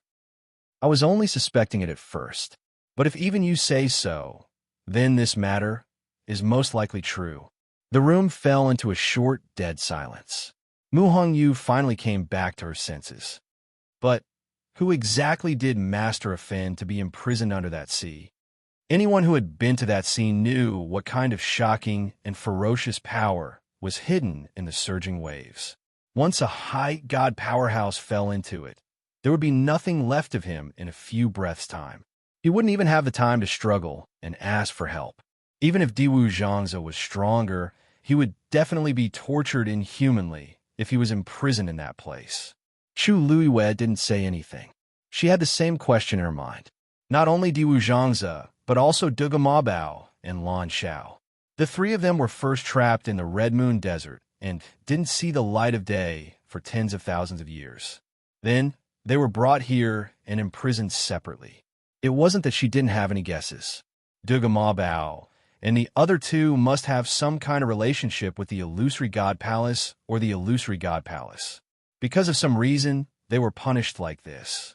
But now that she didn't have any more clues or evidence, she naturally couldn't make any guesses.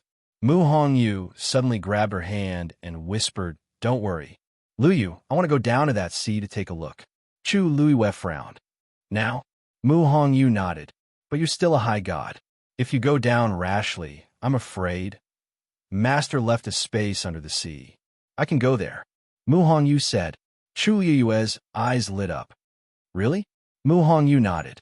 So the only problem now is that it's a bit difficult to get out of the Heavenly Gate. The Heavenly Gate of the Illusory God Palace was heavily guarded. It was almost impossible to leave quietly. Chu Luiwei thought for a while and said, "It's not difficult to get out. The difficult part is how to not be discovered. Since Diwu Zhangze was imprisoned there must be someone secretly watching over him." Rong Xiu suddenly said, "If your incorporeal body breaks through again, you'll be able to fool everyone."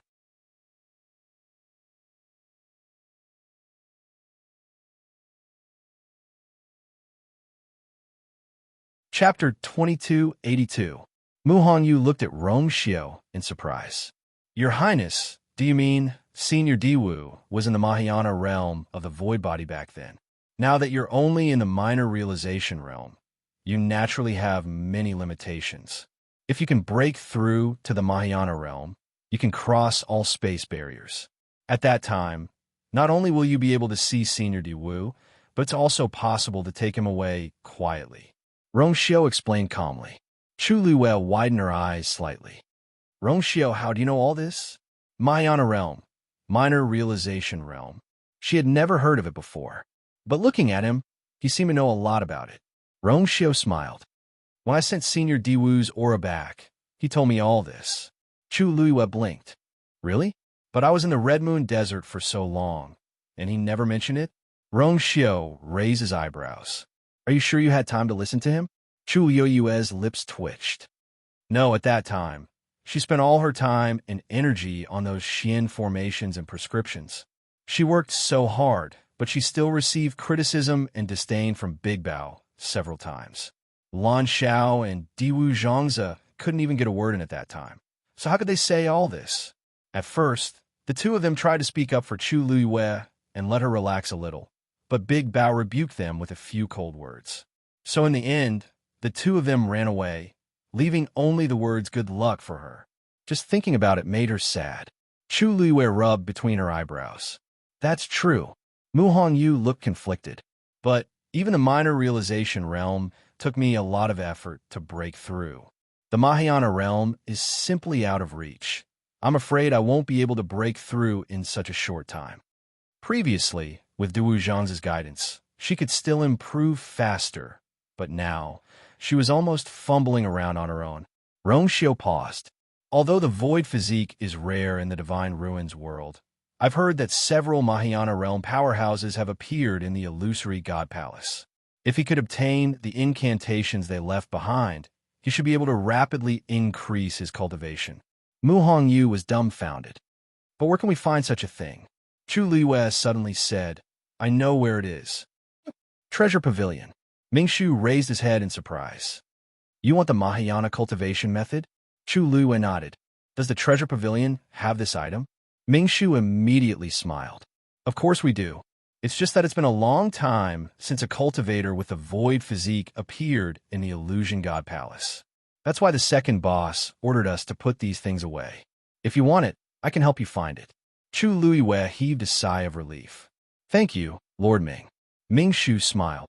There's no need to thank me. However, Miss Shangguan, you don't seem to have the void physique. Did you ask for this lady?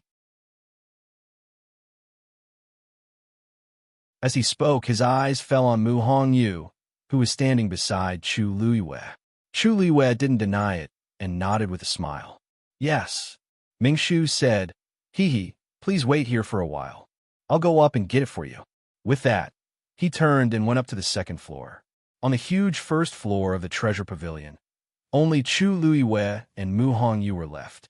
Mu Hongyu's eyes widened, and she curiously scanned her surroundings. She was shocked. Liu, there's a lot of good stuff here. She only took a cursory glance and saw many treasures that were rarely seen in the outside world. Chu Liwei smiled. This is the largest store in the Illusion God Palace. There are countless collections, so it's naturally unusual. Mu Hongyu nodded in understanding, but her eyes were still filled with shock. However, this store is really interesting. It has the same name as Yao Chen's store. What a coincidence. I was also quite surprised when I first came here. However, most of the names of these stores are very similar, so it's not strange to have the same name. That's true. Mu Hongyu rubbed her chin. Yao Chen's store is worlds apart from this one. By the way, Liu, I saw that Lord Ming's attitude toward you is really good. Didn't they say that even the divine envoys were afraid of the Treasure Pavilion? His status shouldn't be low, right? Yet he was so polite to Liu. It wasn't just polite, it was extremely eager. Those who didn't know would think that you were his master. Chu Liwei smiled and knocked her forehead. Don't talk nonsense. It's not good for Lord Ming to hear. It's only because they chose me to help copy the Xian formation, so we're closer. Mu Hongyu stuck out her tongue. Then they have good taste, choosing you immediately. However, I wonder who the backer of this Treasure Pavilion is? In the Illusion God Palace, who has a more honorable identity than the divine envoys. A light suddenly flashed in Chu Liu's mind. To be able to make the divine envoys so afraid, wasn't it only the rumored emperor? Fengming Mountain. Dumpling stood at the top of the mountain.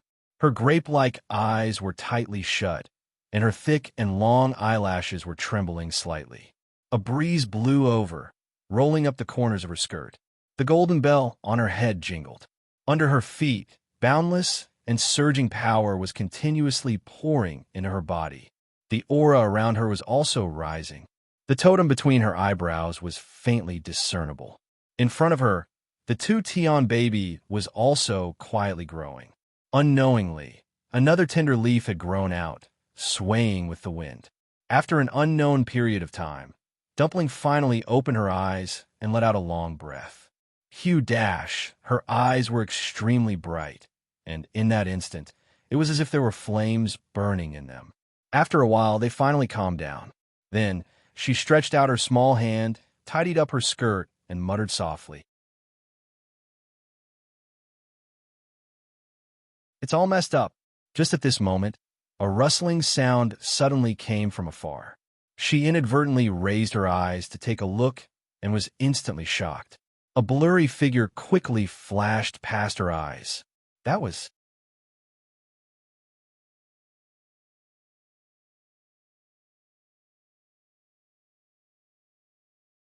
Chapter 2283. Dumpling suddenly widened her eyes.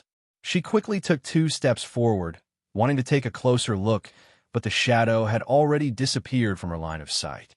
There was nothing in the air, as if nothing had ever appeared. Dumpling rubbed her eyes. Did I see wrongly? Why did she feel like she had seen it just now? But that was impossible. She frowned deeply. No matter how she thought about it, she felt that something was wrong. Let's wait for Ayu to come over and ask. She nodded thoughtfully. Whoosh! The sound of energy surging came from the side. She turned her head to look.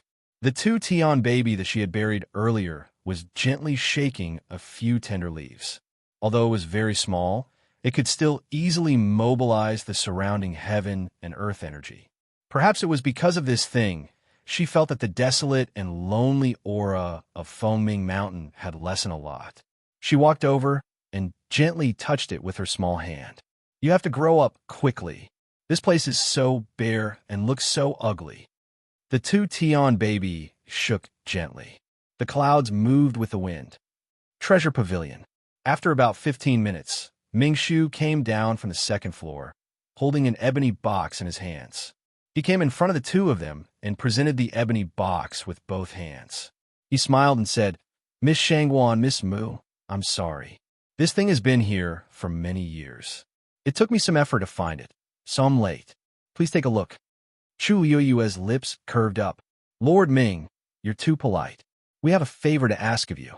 We should be the ones thanking you. As she spoke, she raised her chin at Hong Yu. Hong Yu, I don't know much about this thing. You should take a look. Mu Hong Yu tried her best to suppress the excitement and curiosity in her heart as she took the ebony box. The box was not locked and could be opened directly. There was a book inside. Mu Hong Yu took the book out and opened it. Her almond-shaped eyes instantly lit up. This is indeed a Mahayana cultivation technique. She looked at Chu Luiyue and could no longer hide the smile on her face. Chu Luiyue also laughed. The precious treasure pavilion was really amazing. They actually had. She looked at Zheng and asked, Lord Ming, may I know the price of this book? Before he could finish, Yu waved his hand with a smile. Miss Shangguan, Miss Mu, take this as a free gift from the treasure pavilion to the two of you. Chu Luiyue and Mu Hong Yu were both stunned. Free gift? Lord Ming, I'm afraid this isn't appropriate, Chu Luiyue said hesitantly. One didn't need to think to know how precious this book was. The treasure pavilion actually gave it away, just like that. No matter how generous he was, he shouldn't have come here like this, right? Mu Hong Yu was also stunned. This shop is so lavish, he explained with a smile.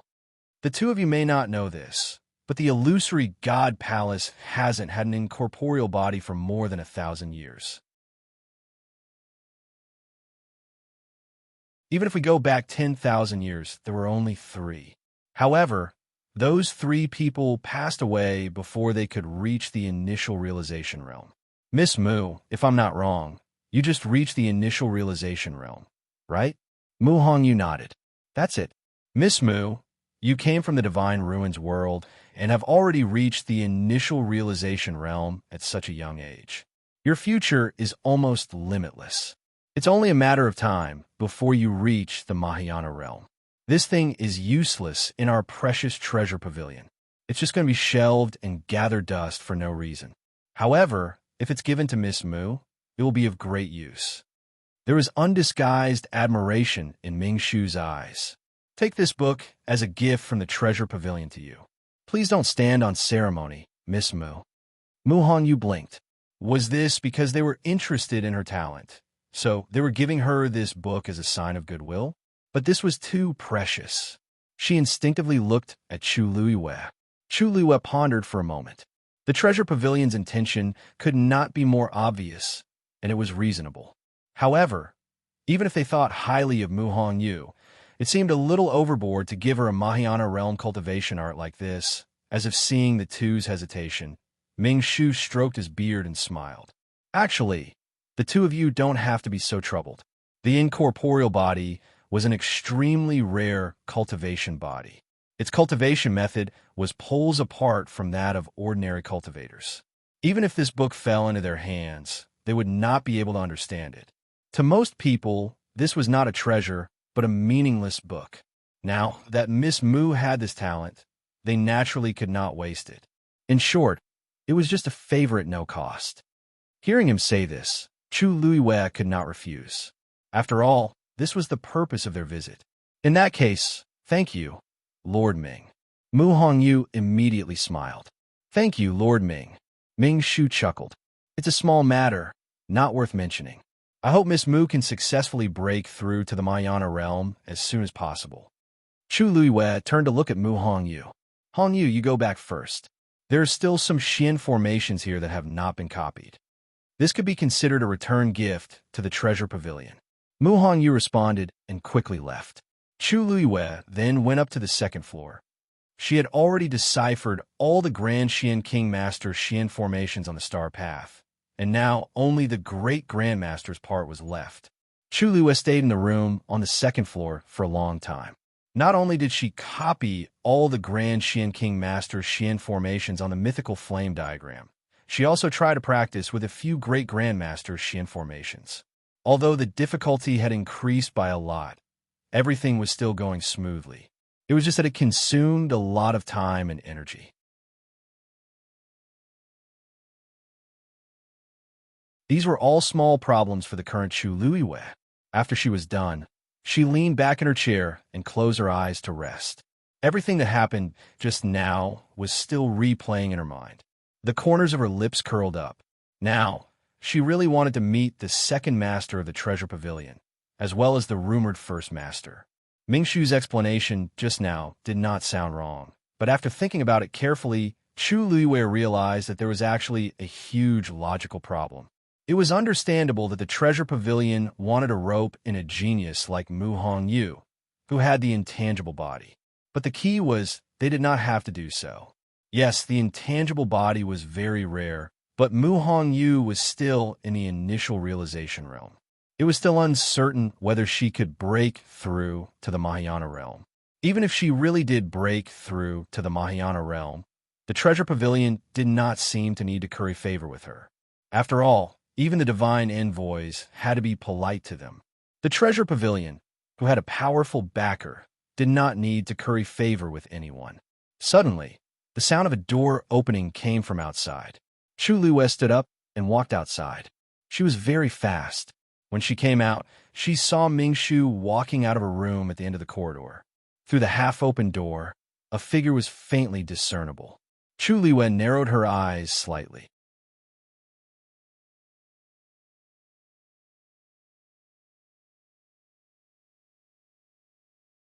Chapter 2284.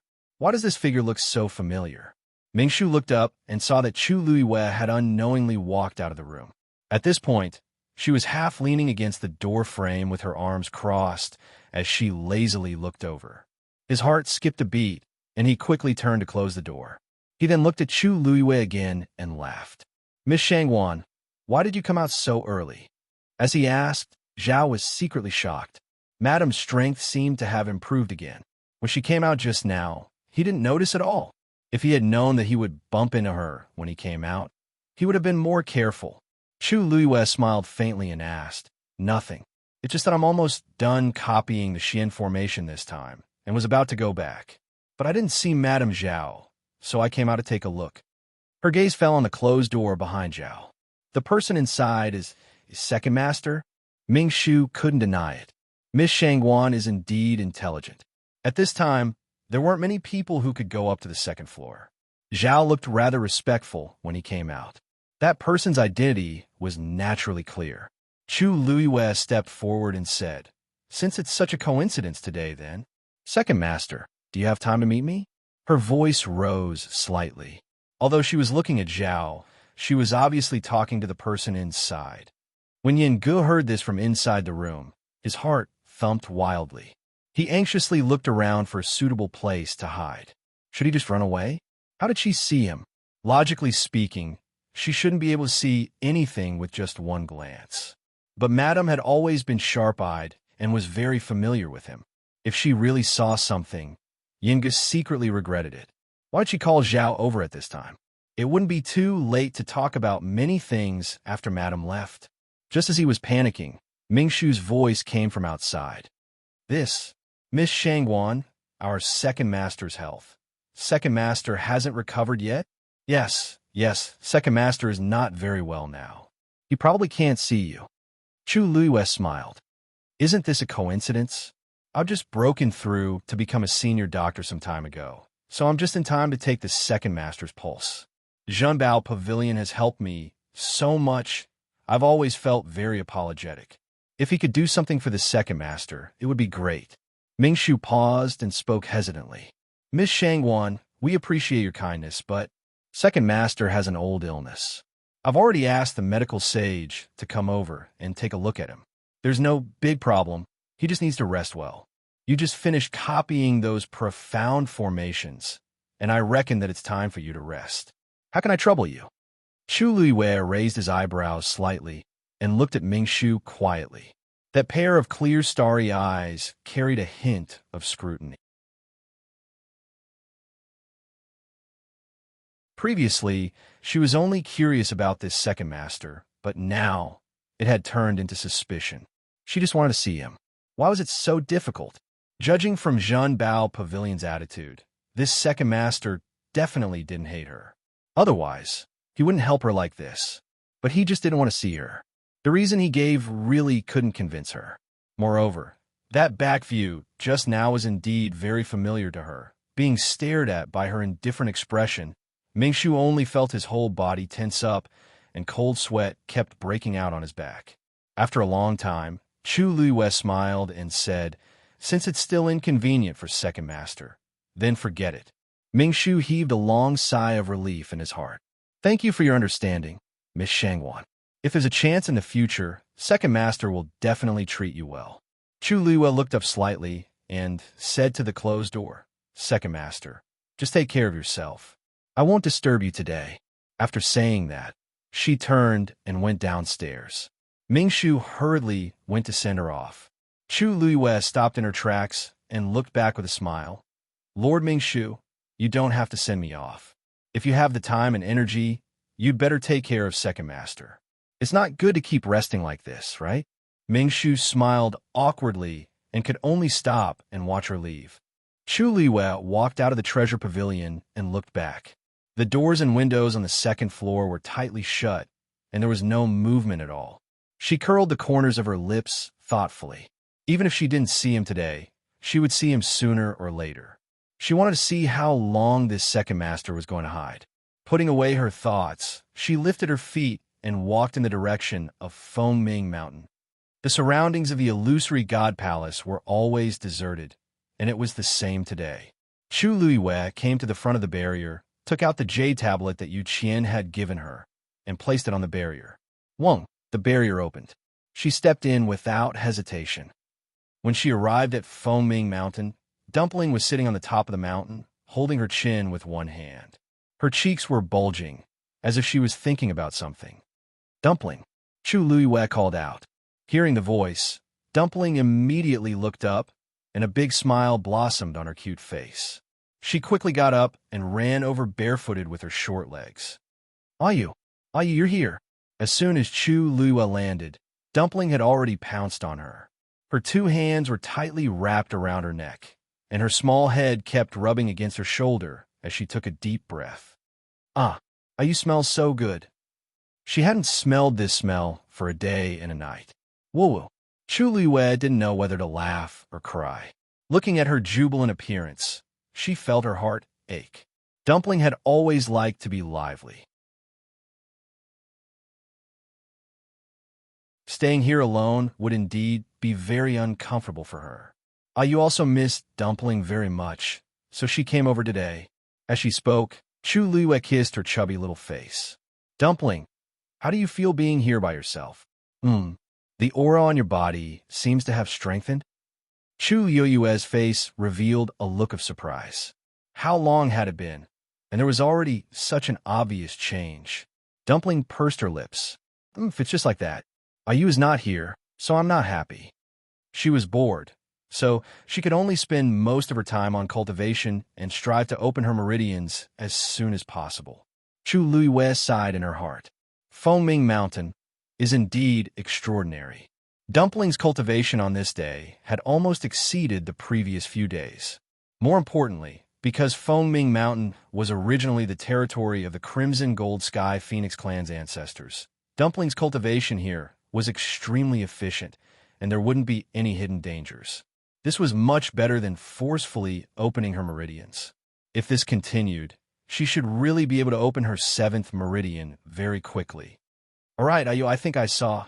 Tuanzi suddenly thought of something. She hesitantly bit her finger and put it close to her ear. It seems to be boom. Before Dumpling could finish her words, a loud sound suddenly came from the palace of the illusory god. Chu Yuyue's heart tightened as she immediately looked up.